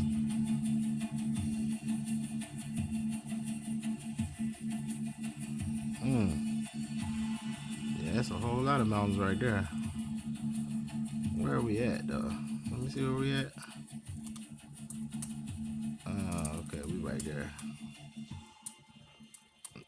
Right there in northern Arizona, okay. Alright, so that's right next to the crater. San Francisco Peaks. They got a Coconino National Forest. Alright. Alright. And then of course you got the Grand Canyon. Alright. The Grand Canyon, but that's a little bit more, I guess, northwest. Alright. Yeah. This do look like biology once you. Alright, we're moving on now. Now that we got a good look there. Alright, we know who we talking about when we talking about the people are not the people they say today.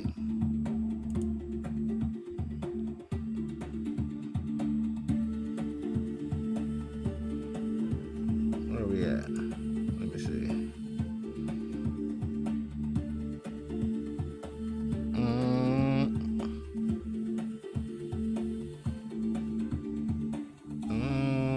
Yeah, copper color races. Okay. Let's get a quick video in real quick. Written research and dated images, illustrations present concrete evidence of Aboriginal Americans' existence, historically referred as copper-colored people.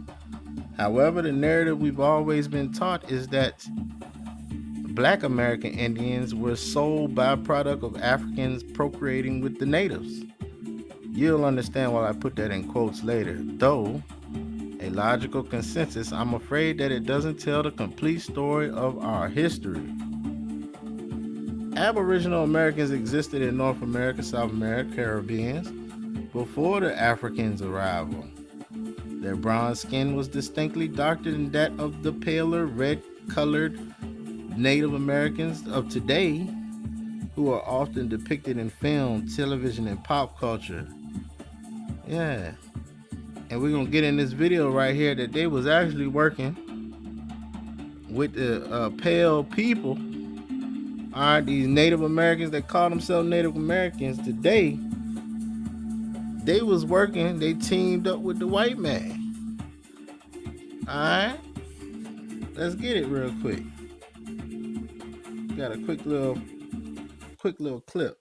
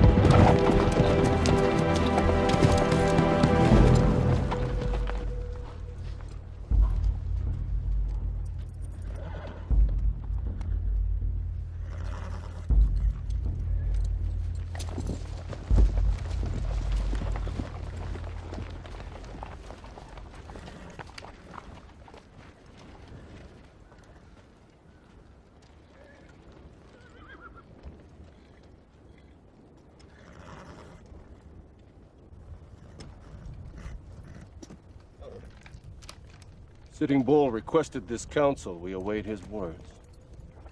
Take your soldiers out of here. They scare the game away. Very well, sir. Tell me then, how far away should I take my men? You must take them out of our lands. What precisely are your lands? These are the lands where my people lived before you whites first came. I don't understand. We whites were not your first enemies. Why don't you demand back the land in Minnesota where the Chippewa and others forced you from years before? The Black Hills are sacred land given to my people by Wakantonka. Very convenient to cloak your claims in spiritualism. And what would you say to the Mormons and others who believe that their God has given to them Indian lands in the West? I would say they should listen to Wakantonka.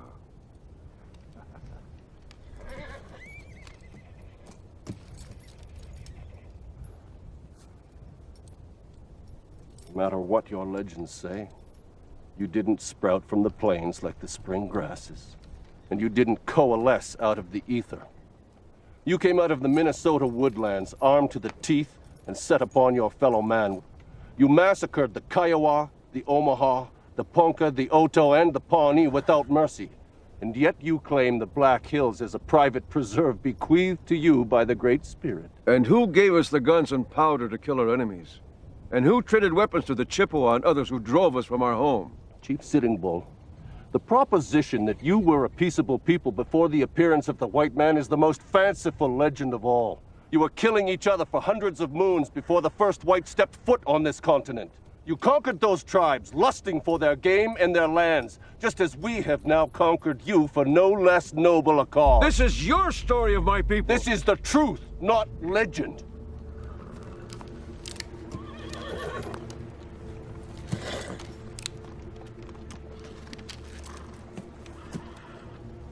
Crazy Horse has surrendered with his entire band.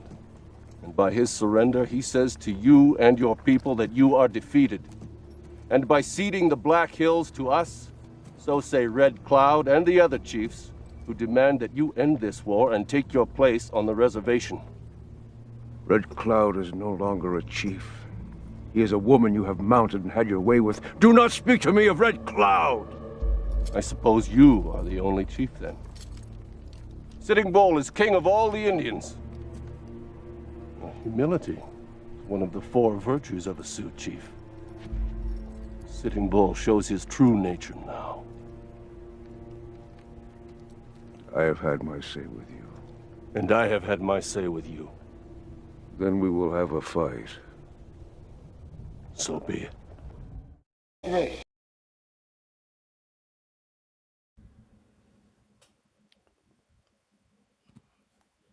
So be it. So be it. All right. Y'all give me a quick moment and grab me something to drink. All right, we back. We got another little quick video. All right, talking about what happened to the real natives. Let's go. Production funding is brought to you in part by A. Reddix and Associates, a healthcare management consulting firm, bridging the gap. Dr. Walter Plecker became the first director of the Bureau of Vital Statistics. Prior to that, there were no birth certificates, and he was a director up until the 1940s, 1946, until his death. But he was part of the eugenics movement, which was a movement about creating one race of people, which was white, and everything else was put in a pot, as Tina Marie would say, and stir it up and call colored. But he went beyond board on that, wherein as far as first Americans are concerned, he changed birth certificates and marriage license. He even put out letters to census takers in 1930 that people such as myself that are first Americans and Native Americans, that he considered us as being bastards, that we were just trying to be Indian to marry into the white race. What's so interesting about that was that in the 30s he gave a presentation in New York City and on eugenics, and there were commanders associated with Adolf Hitler that attended that particular meeting. But basically, when he was the registrar for the Bureau of Vital Records, he changed the names of Indian people in Southampton County. Exactly. Their race from Indian to Negro or colored. Well, it was referred to as colored. And basically all the tribes in Virginia in the early 1900s were referred to as colored, okay? Then after the 1924 Racial Integrity Act, everything that was in that colored bowl became Negro, okay? And that's one of the reasons why in 1968 the Supreme Court overthrew that Racial Integrity Act and gave Native Americans the right, if they were born before July 1960, to come forward to the Bureau of Indian Affairs and correct those records that had been changed. But now your tribe was in Southampton County, well before all of this. Of course. Okay. Matter of fact, our history really dates back, according to some archaeologists, to 900 AD. Well, we have a archaeological dig that was done in Southampton County, which dates back, carbon dated, to 1580. In that particular dig, it's called the hand site dig, and it's called catalog 44SN22. 131 skeletal remains of my ancestors were dug up, and they're now laying in shoe boxes in the Smithsonian. One of the goals that we have with our Halal HAWAH town that we're putting together is to have those reinterred, brought back to the county. But what's so interesting about that is that one of the grave remains has been carbon dated to be a colonial lady, about 25, 26 years old. And in her grave, it was 6 foot buried, 6 foot down. There was her sewing kit, her comb, and also the scissors, which are on file at the Department of Historical Resources in Richmond, Virginia. So the history is documented. We are the only tribe in the Commonwealth of Virginia that ever had a gubernatorial mandated special census. As you know, the census is done every year starting 1790, every 10 years. There was a special census done in Southampton County in Cortland, Virginia, at that time was called Jerusalem, wherein the trustees of the reservation went out and actually recorded the names of individuals living on the reservation, even though they didn't document everybody living there because they coined this term matrilineal. And if the woman was a mulatto, or if the woman was referred to as free people of color, and if the male was a Cherokee, they didn't count the children. So they coined matrilineal instead of patrilineal. But the history is very rich there in Southampton County. Now, War Chief Howell, if someone looked at you right now, they would say that you were African American, would they not? Now, your grandfather, though, was supposed to have been, according to records. Well, he was. Oh, he was the last. Well, no, but according to, he wasn't the last of the Nottoway, of the Cherokee Nottoway tribe, though. Tell us about him. Well, my grandfather, he passed away in 1960, and I was born in 1947, and he married. It was a black woman, and they had one child, which was my mother. But I had a chance to meet him, and because I was a young fellow when he passed away, and he was kind of a quiet man. He didn't hardly say anything, and now it's coming clear as why he was so quiet, because what happened to his people. And did he talk to you about your heritage? No. Yeah, I used to ask my mother, I said, why is my grandfather so quiet? He never had much to say. And it's coming pretty clear to me as why he was so quiet. Because at that time, they did not talk about being Indians because you could be jailed, correct? Exactly. There was a lot of bad things that could have happened to you if you were native and if you were caught off the reservation. In some cases, you could be shot on sight. Okay. Shot on sight. All right. Locked up. Shot on sight. Shout out to brownnatives.com for this. Yeah, man. They beat it out of you. And then they beat that New Testament into you. Alright? Stripped you. But remember, HAWAH was doing this. HAWAH is always in control. So, you know, these people got used and they got carried away with it. Alright? And they don't want to say nothing today. It's awkward silence. Oh yeah, we switched up the vibe a little bit. But yeah. As you can see what's going on here, right? Alright, we're gonna keep reminding you what happened. Cause it didn't happen that long ago. Alright? Walter Plecker was roaming around in the 1920s, 1930s, changing census records and everything. All right, this is 100 years ago. less than 100 years ago. But praise Hawaii that we live in the time we live in now. Because it's coming to an end. Alright. Shout out to NHG Music for this playlist right here. But yeah, let's talk about we're gonna run through this real quick. Ancestral Puebloans that were in these cliff areas, right? These cliff areas. They called them the Ancestral Puebloans. Puebloans. Alright. Present day Four Corners region. Alright. And it's funny that it's called the Four Corners region because, well, it's the only spot in America they say that, 4 states come to a point. Alright. But also it says in scripture you were scattered to the 4 corners, right?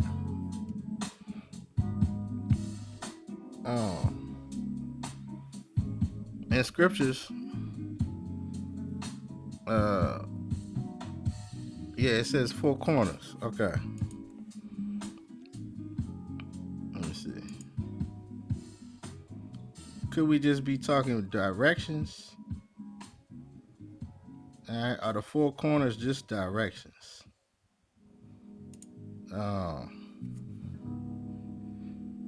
Like the 4 winds, or the 4 different directions, north, south, east, and west. Alright, what you look on some older maps, north is at the bottom, and south is at the top. The west is on the right, and east is on the left. Pennsylvania, man. Alright? Yeah. So, not only did they lie about the land, they lied about directions. Alright, we all discombobbled today. Only thing that can save you is Hawaii. Remember that. That's all you got.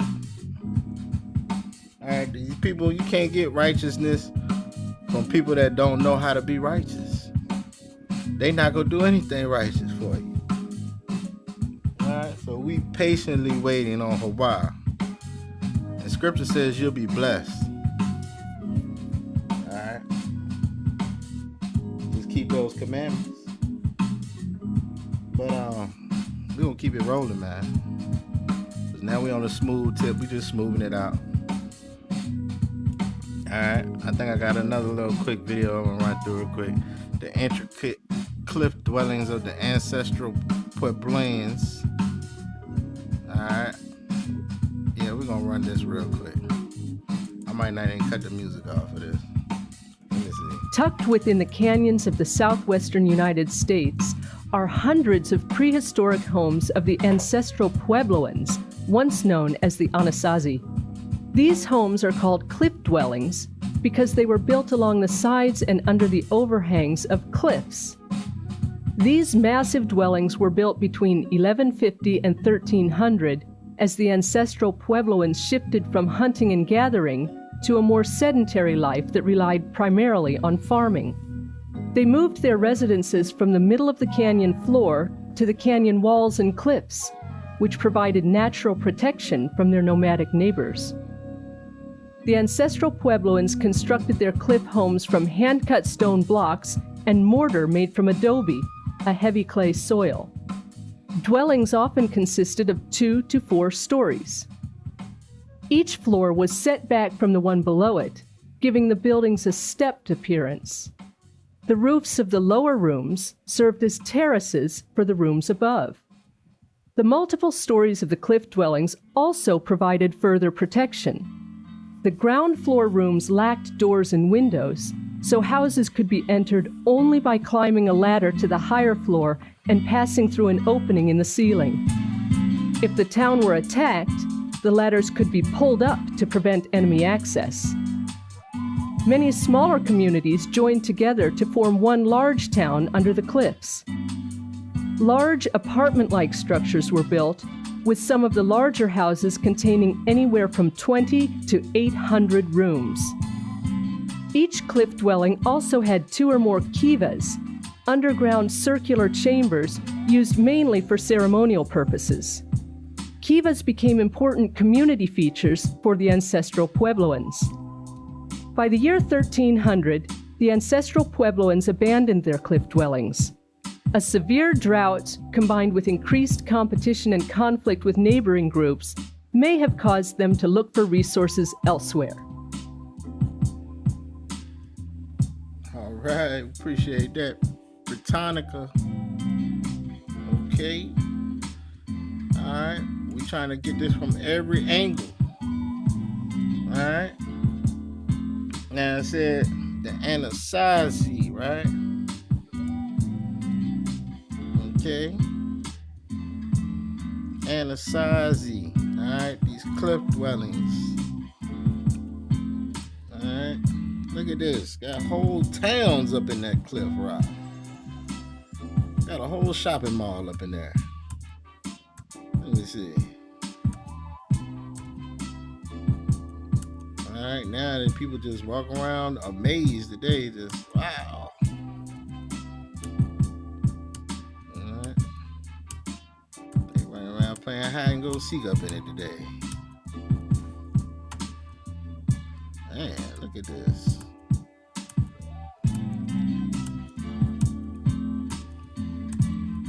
Alright, they was really building up in these cliffs. Okay. I think you get the picture there, don't you? Alright, move this down. Okay, so the Anasazi. Alright, same thing as the ancestral Puebloans. Alright.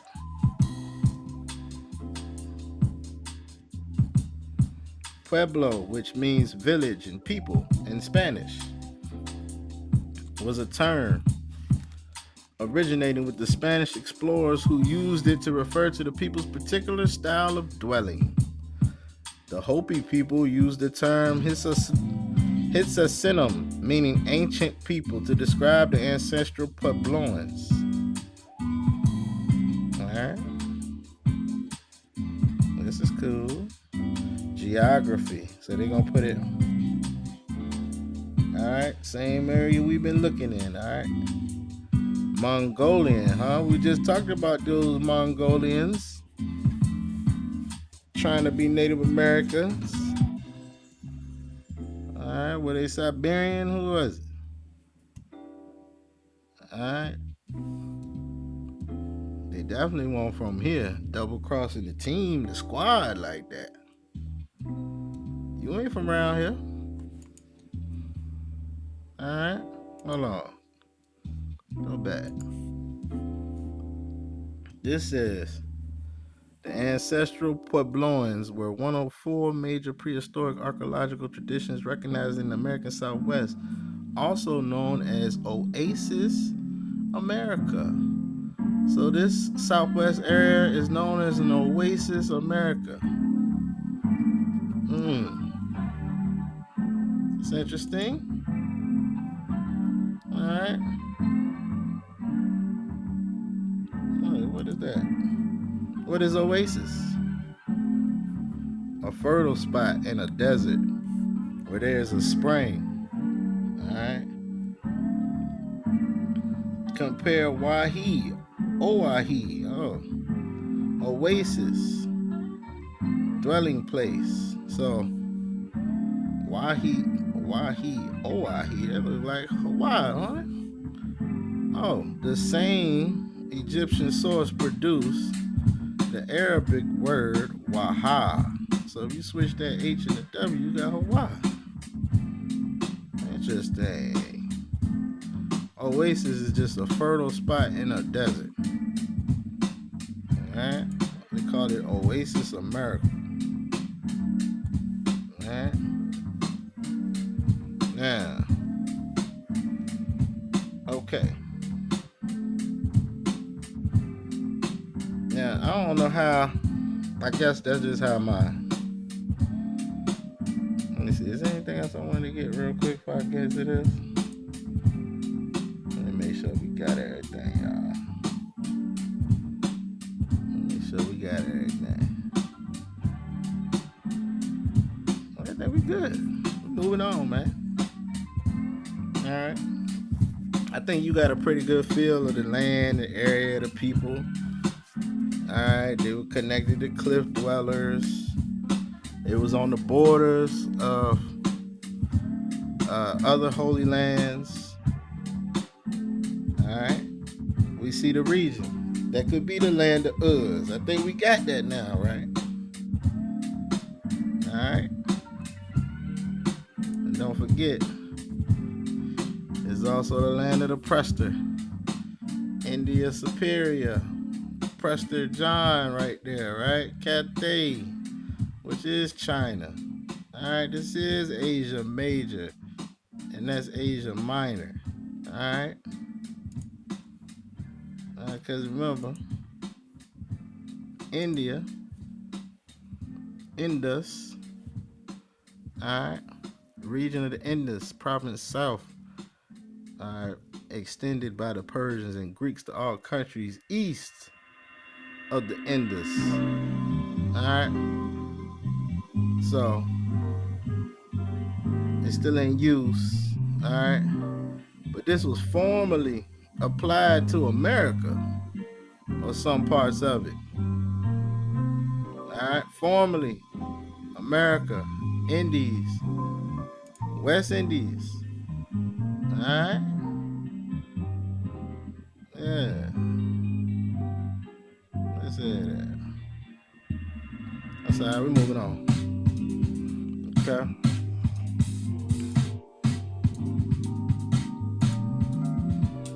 All right. Now, of course, when you think, I don't know where my mind worked. When I thought of land of Uz, I thought of Wizard of Oz.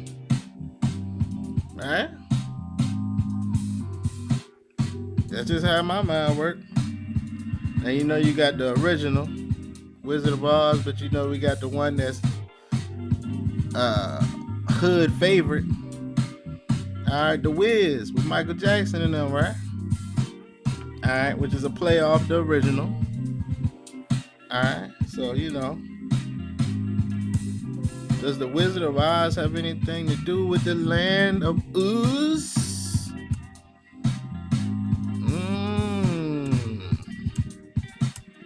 Well, you know, if you understand. Oh yeah, by the way, The Wiz was originally made by Charlie Smalls. All right, just so you know. All right, it was first a play, a musical, and then they turned it into a movie. All right, but this is the originator of The Wiz right here, Charlie Smalls, man. He died young too, man. He died at 43. And he just so happened to be born in 43. Ain't that something? And the movie The Wiz came out one day before his birthday. Because it came out on October 24th. Didn't it? Yeah, the movie The Wiz came out on October 24th. He was born. I just noticing this. This just coming to mind. Alright. Dang, man, they took him out. They say he passed away from a burst in his appendix, man. He was 43 years old, born in the year 43. I don't know, man. You know, and then they come out with a movie. Who knows? Maybe they didn't want to pay that man. I don't know what happened. But yeah. Alright, that's the originator of The Wiz, the real originator of The Wiz, right? We're gonna get back to him. But yes. Do you know the real story of the Wizard of Oz? Alright, we're gonna pause this for a second. I got There's a lot of people that try to give you the scoop on it online. But I like this guy's explanation right here. So we're going to get about 10 minutes of him. All right, let's go.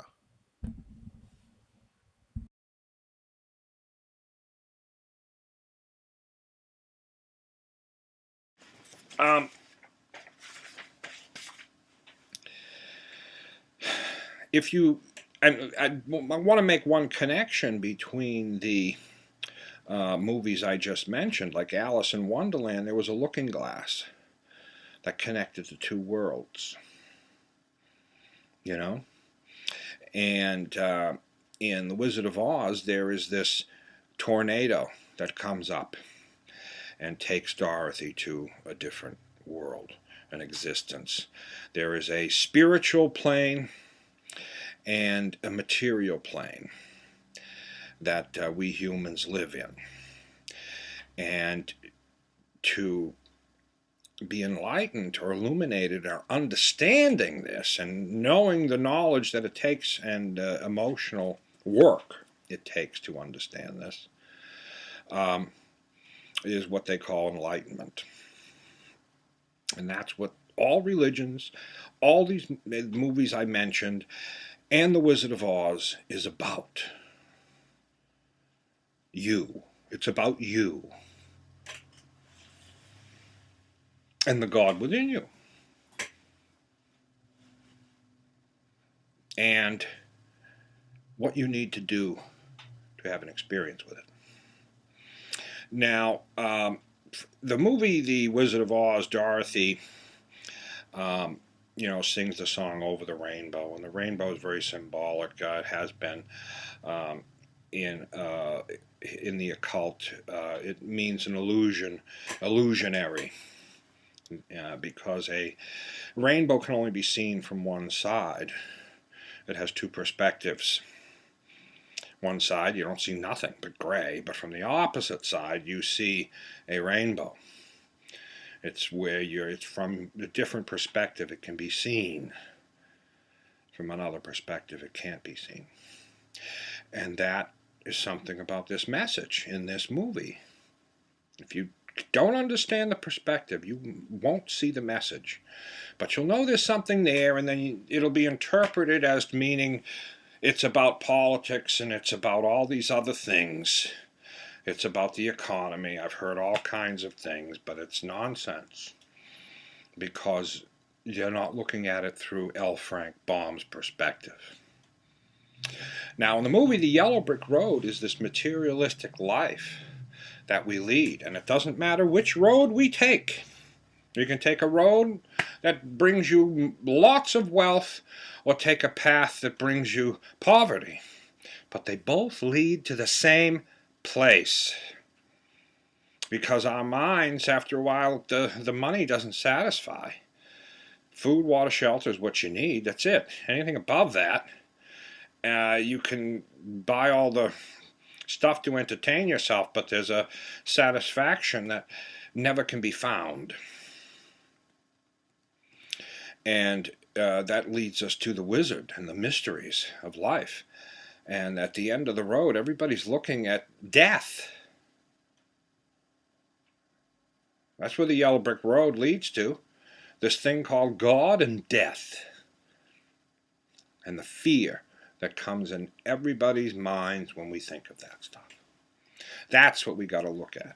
That's what it takes for a spiritual enlightenment, to face the fears, not your external fears. And you don't need to go on a roller coaster and face your fear that way. The fears are in your mind. You got to face them inside. Now, yeah, you can do it by,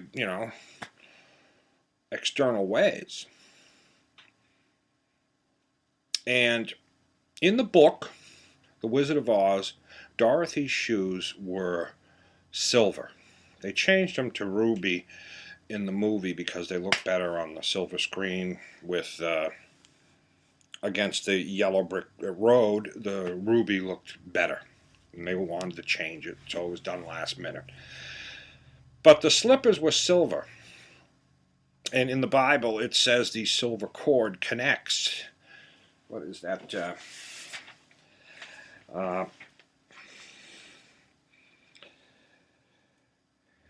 Or ever the silver cord be loosened, then shall the dust return to the earth as it was, and the spirit shall return unto God who gave it. The silver cord. And this is also in Hinduism, they refer to a silver thread that connects the material world and the spiritual world. And that's what the silver shoes represents in the movie, a link, a connection between Dorothy and this land she's in. Her shoes are what touches the yellow brick road, the materialism. And these shoes are a thread that connects her with the material world and the spiritual world, which is up here. Now, the characters in the movie, the Scarecrow, who needs a brain, the Tin Man, who needs a heart, and the Lion, who lacks courage. This is what all the characters, including Dorothy, all are lacking self-esteem. Self-esteem. I don't have any brains. I'm not smart enough. Nobody will love me. I'm a scaredy cat. I don't have enough courage. They're all lacking self-esteem. And this is what holds everyone back. This is a lesson to us that you can get knowledge, more knowledge, and you are smart enough. You have to have the heart to do what you want, not follow others. And you have to build your courage, the strength to face your fears, which can be a difficult thing to do, because if you don't think facing your fears is a difficult thing, then you haven't tried. There's a nothingness there that will scare the hell into people. Now, Dorothy represents you. Toto represents your intuition. That's who Toto is in this film. And Toto is always right in this film. The intuition knows. And in the beginning of the movie, the intuition gets taken away from Dorothy. That's what she's trying to run away from. They want to take her intuition, her common sense wants to be taken away from her. You're going to obey, you're going to do as we're told, and we're taking your dog. And in evil occults, to break a child, they would give it a pet. And when it became attached to that pet, they'd take it and kill it. To control people, to break the child for the future, to scar it for life. And to understand the writer. These are all. Yeah, all right. That thing ain't want to pause, did it? You wanted to keep on rolling. I got to stop you right there, big fella. All right. Thank you for that, sir. That was nice, man. I appreciate that, brother. All right. I appreciate that, brother. All right. Is it the wisdom of Ooze or the Wizard of Oz? Because he said Dorothy is you, right? Well, when you look up the word Dorothy, now this interests me because I didn't know this. I said, let me just see what the word Dorothy means. The etymology. All right.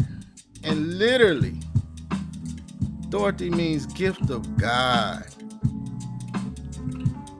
Gift of God.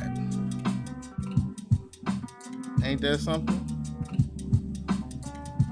Now, what is a gift? That which is given.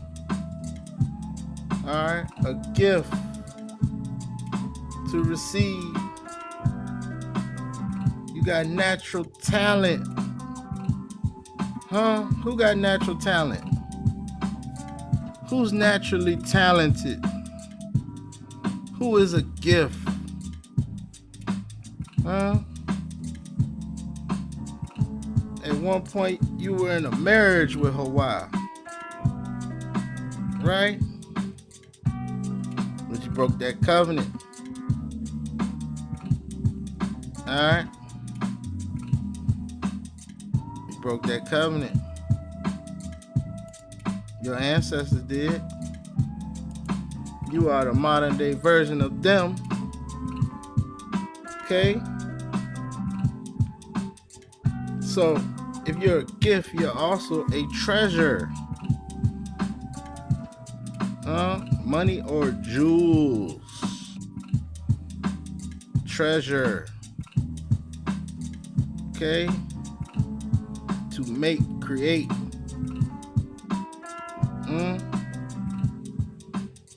Anything valued. A treasure. Now, what did Hitler say? Did Adolf Hitler say he would start World War III after his death?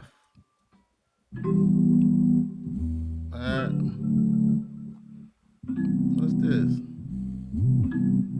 No. What's this? I gotta refresh the page. I leave, come back, and now you acting crazy? Alright.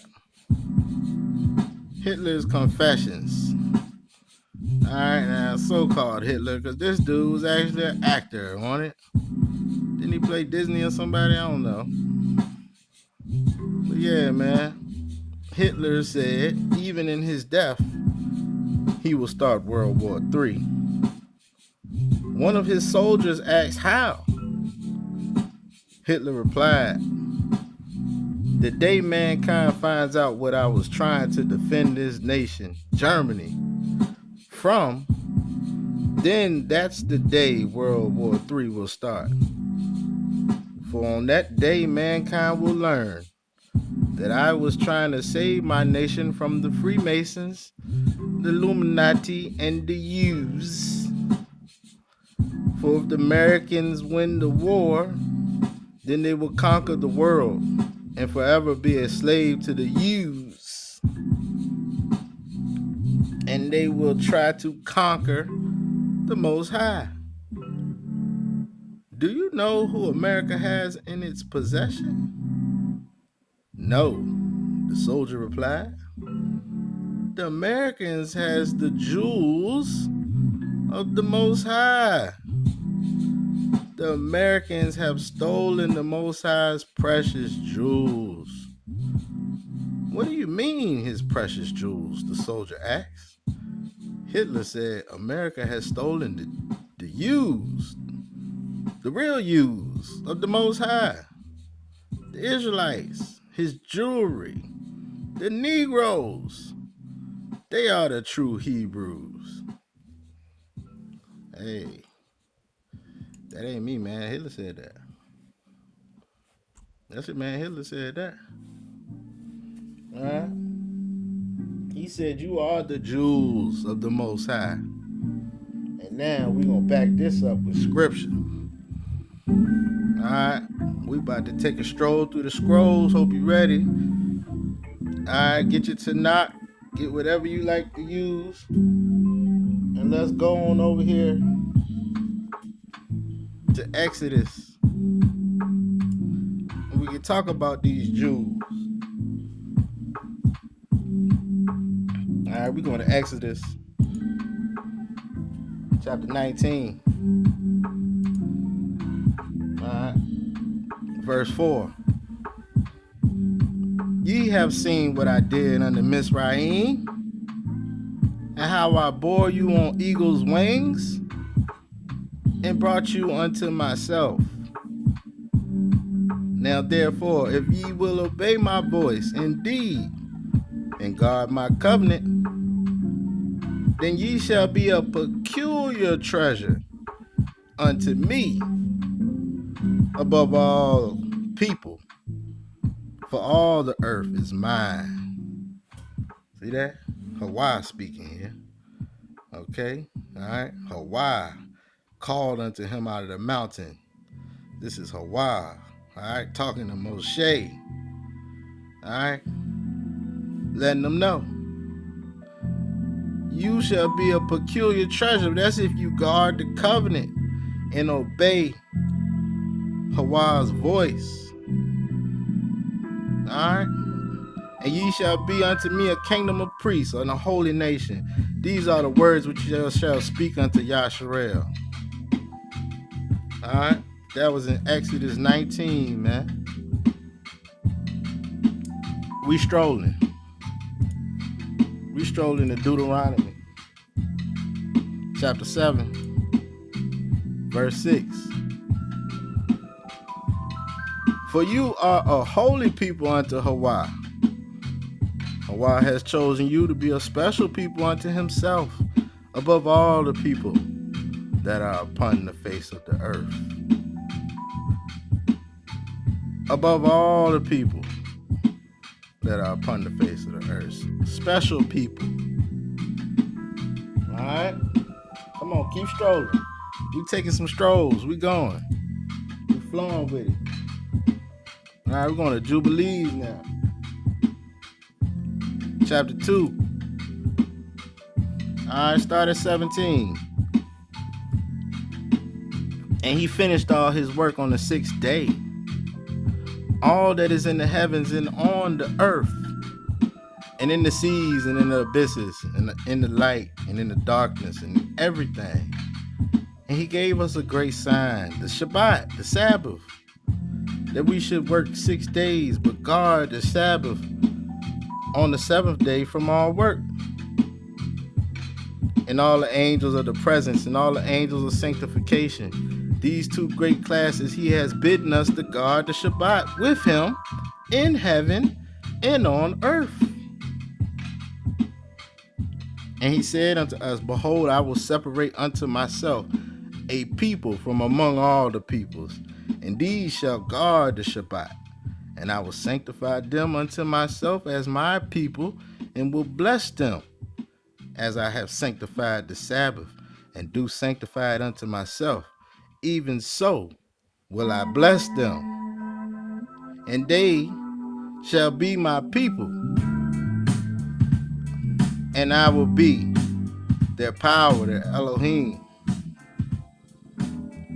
And I have chosen the seed of Jacob from amongst all that I have seen, and have written him down as my firstborn son, and have sanctified him unto myself forever and ever. And I will teach them the Shabbat, that they may guard the Sabbath thereon from all work.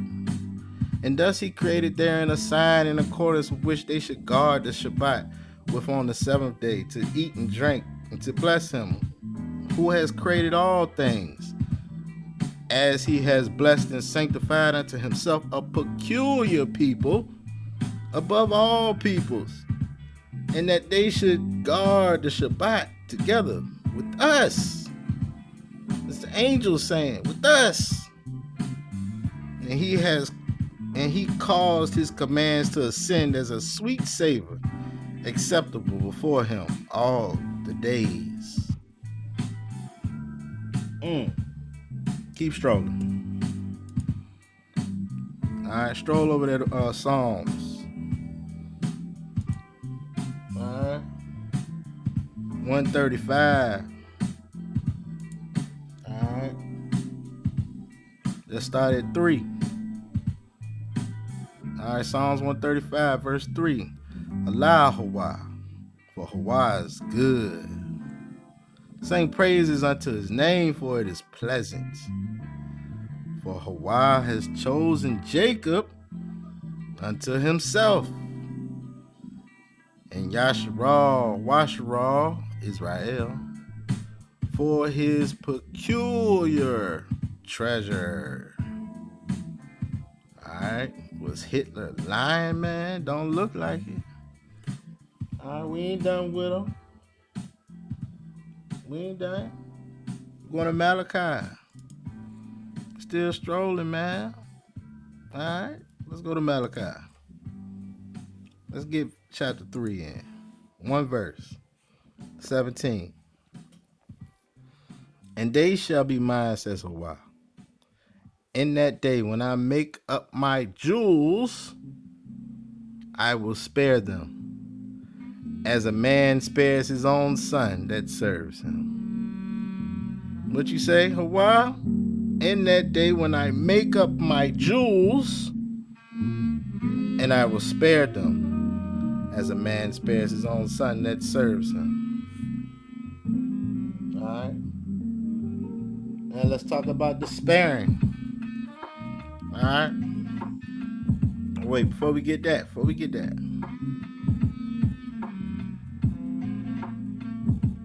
You know what? No, let's get that. Go on Isaiah. We got to get a whole chapter in now. Talk about the redemption. All right. Isaiah chapter 62, verse 1.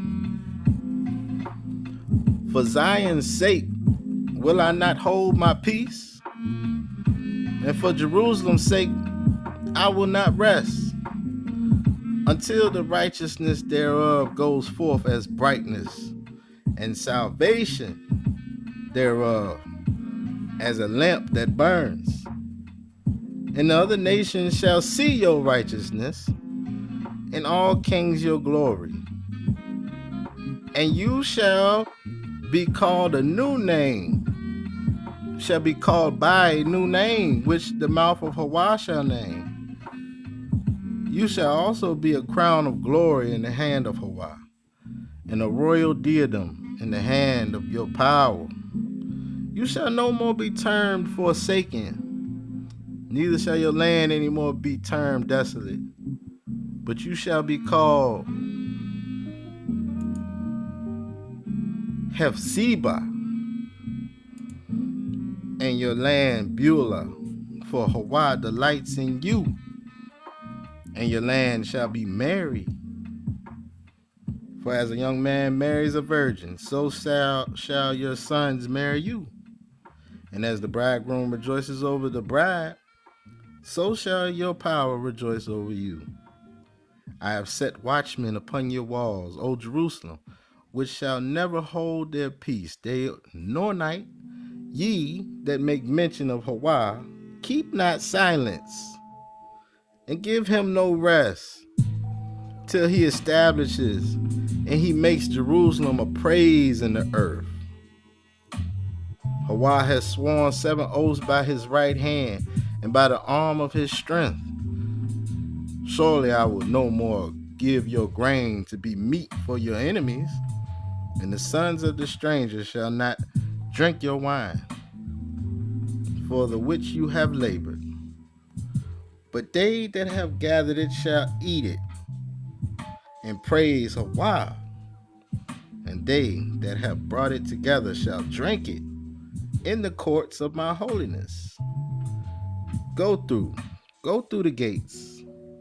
Prepare ye the way of the people. Cast up the highway, gather out the stones, lift up a standard for the people. Behold, Hawah has proclaimed unto the end of the world. Say ye to the daughter of Zion, behold, your salvation comes.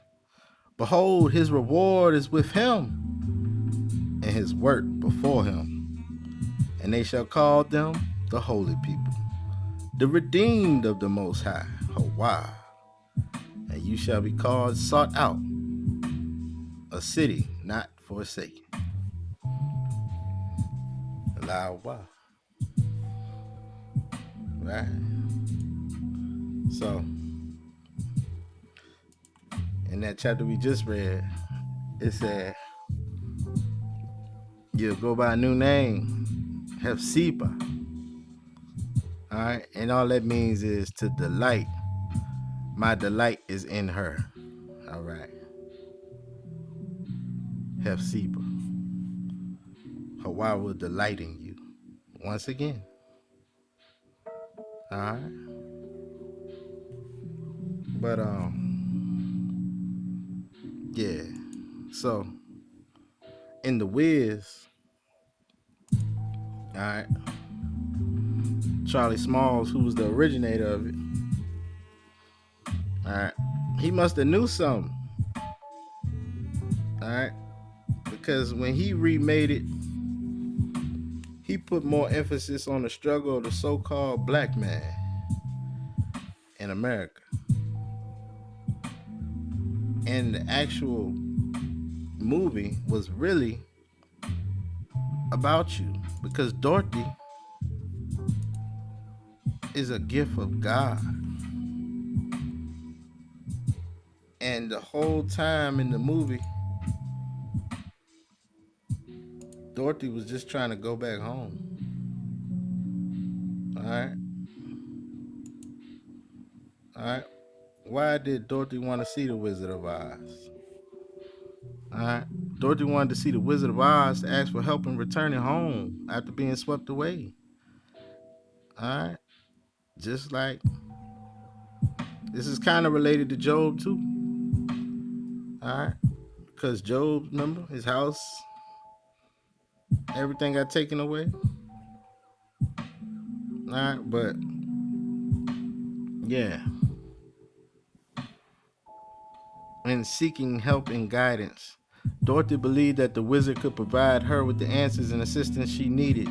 She thought he was powerful and could help her navigate the challenges she faces in Oz. Throughout her journey, she encountered various characters, including the Scarecrow, Tin Man, and the Cowardly Lion, who also sought the wizard's help for their own desires, brains, a heart, and courage, respectively. Dorothy's journey to see the wizard also became a path of self-discovery. As she traveled through Oz, she learned valuable lessons about friendship, bravery, and the importance of home. Ultimately, she realized that her heart's desire was not far away and that there's no place like home. Don't you want to go home, man? Don't you want to go back home? All right. Hawah already got paradise prepared. All right, for those who are worthy. All right, ain't you tired of this evil world? These evil people, these evil spirits. You want to go home. Just like Dorothy, man. The whole time, Dorothy didn't realize that all the questions that she needed was inside of her. All right. So she was seeking wisdom. But the wisdom was already in you, just like you. This whole time, we always had the Bible available to us, but we didn't know how to read it. We was reading it backwards, which was keeping our brain backwards. Now we want to go home. All right? When you really unveil the veil and really see what's going on around you, you want to go home. But don't worry, it's coming. Let's talk about wisdom, the wisdom of Uz. All right, because just like in the land of Uz with Job, the land of counsel, he had to counsel with his friends. But they all were giving him the wrong advice. And Hawah said he was going to deal with them for that. And he still blessed Job double what he had before. So it's a story to be learned from this. Even though he was an Edomite king, he was perfect, right? He was righteous. Put it like that. He was righteous. All right. So let's talk about wisdom, because that comes from your mother above. You got a father and mother. All right, we're going to Proverbs so we can talk about your mom. Proverbs chapter 3, verse 1. My son, forget not my Torah, but let your heart guard my commandments. For length of days and long life and peace shall they add to you.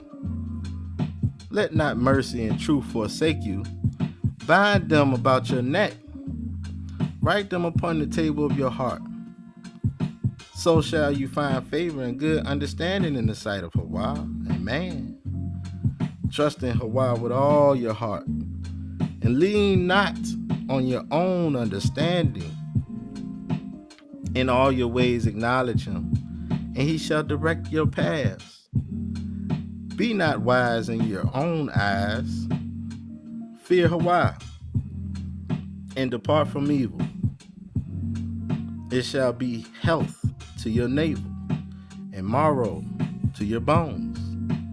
Honor HAWAH with your substance, and with the first fruits of all your increase. So shall your barns be filled with plenty, and your presses shall burst out with new wine. My son, despise not the chastening of HAWAH, neither be weary of his correction. For whom HAWAH loves, he corrects, even as a father the son in whom he delights. Happy is the man that finds wisdom, and the man that gets understanding. For the merchandise of it is better than the merchandise of silver, and the gain thereof than fine gold. She is more precious than rubies, and all the things you can desire are not to be compared unto her. We're talking about wisdom, your mother above. Length of days is in her right hand, and in her left hand riches and honor. Her ways are ways of pleasantness, and all her paths are peace. She is a tree of life to them that lay hold upon her, and happy is everyone that retains her. HAWAH by wisdom has founded the earth. By understanding has he established the heavens. By his knowledge the depths are broken up, and the clouds drop down the dew. My son, let not them depart from your eyes. Guard sound wisdom and discretion. So shall they be life unto your soul, and grace to your neck. Then shall you walk in your way safely, and your foot shall not stumble. When you lie down, you shall not be afraid. Yea, you shall lie down, and your sleep shall be sweet.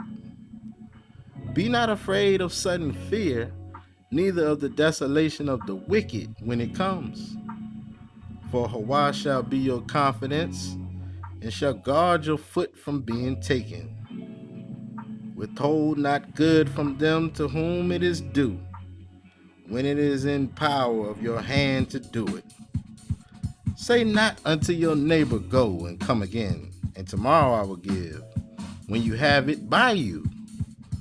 Devise not evil against your neighbor, seeing he dwells securely by you. He dwells securely by you. Strive not with a man without cause, if he has done you no harm. Envy not the oppressor, and choose none of his ways. For the froward is abomination to HAWAH, but his secret is with the Yashrim, or the holy ones, the righteous. The curse of HAWAH is in the house of the wicked, but he blesses the habitation of the just. Surely He scorns the scorners, but he gives grace unto the lowly. The wise shall inherit glory, but shame shall be the promotion of fools. All praise HAWAH. All right, y'all. This then turned into scripts to meditate with, but I had to do it. All right, we got one last scripture, and we out the door. That's for sure. I appreciate you for coming through, rocking with me. You know, hope you got something out of this. If nothing else, all right, know that it's within the wisdom. All right. You don't hear your mama talking to you? All right. We gotta go to oh yeah, where I'm going? We going over here. All right, we started with Ecclesiastes, and we're gonna end it with Ecclesiastes. All right, but now we're going to the regular, so-called regular Ecclesiastes. All right, we're going to chapter 12, verse 1. Remember now your creator in the days of your youth. Oh yeah. This is coming back around to that silver cord, all right, in a second, all right. Remember now your creator in the days of your youth, while the evil days come not, nor the years draw nigh, when you shall say, I have no pleasure in them. While the sun or the light or the moon or the stars be not darkened, nor the clouds return after the rain. In the day when the guarders of the house shall tremble, and the strong men shall bow themselves, and the grinders cease because they are few, and those that look out of the windows be darkened, and the doors shall be shut in the streets, when the sound of the grinding is low. And he shall rise up at the voice of the bird, and all the daughters of music shall be brought low. And when they shall be afraid of that which is high, and fears shall be in the way, and the almond tree shall flourish, and the grasshopper shall be a burden, and desire shall fail, because man goes to his long home, and the mourners go about the streets. Or ever the silver cord be loose, all right, like my man was talking about, right? Or ever the silver cord be loosed, or the golden bowl be broken, or the pitcher be broken at the fountain, or the wheel broken at the cistern, then shall the dust return to the earth as it was, and the ruach shall return unto HAWAH who gave it. Vanity of vanities, says the preacher. All is vanity. And moreover, because the preacher was wise, he still taught the people knowledge. Yea, he gave good heed and sought out and set in order many proverbs. The preacher sought to find out acceptable words, and that which was written was upright, even words of truth. The words of the wise are as goads, and as nails fastened by the masters of assemblies, which are given from one shepherd, all right, like Dawid. And further, by these, my son, be admonished, of making many sephrim or books, there is no end. And much study is a weariness of the flesh. Let us hear the conclusion of the whole matter. Fear HAWAH and guard his commandments, for this is the whole duty of man. See that? the whole duty of man. Fear HAWAH and guard his commandments. For HAWAH shall bring every work into judgment, and with every secret thing, whether it be good or whether it be evil. All right, y'all. Hey, Tawada. I appreciate y'all for rocking. All right, this is Hidden Holy Lands, Part 9. Right on time. All right. Hope I did something for your mind. But yeah. Hey, let me know how you feel about it in the comment section. Or you can tap that like. Share this with somebody if you feel like it. But either way, you made it this far. Ahab. And I'm going to catch y'all on the next one. All praises. HAWAH.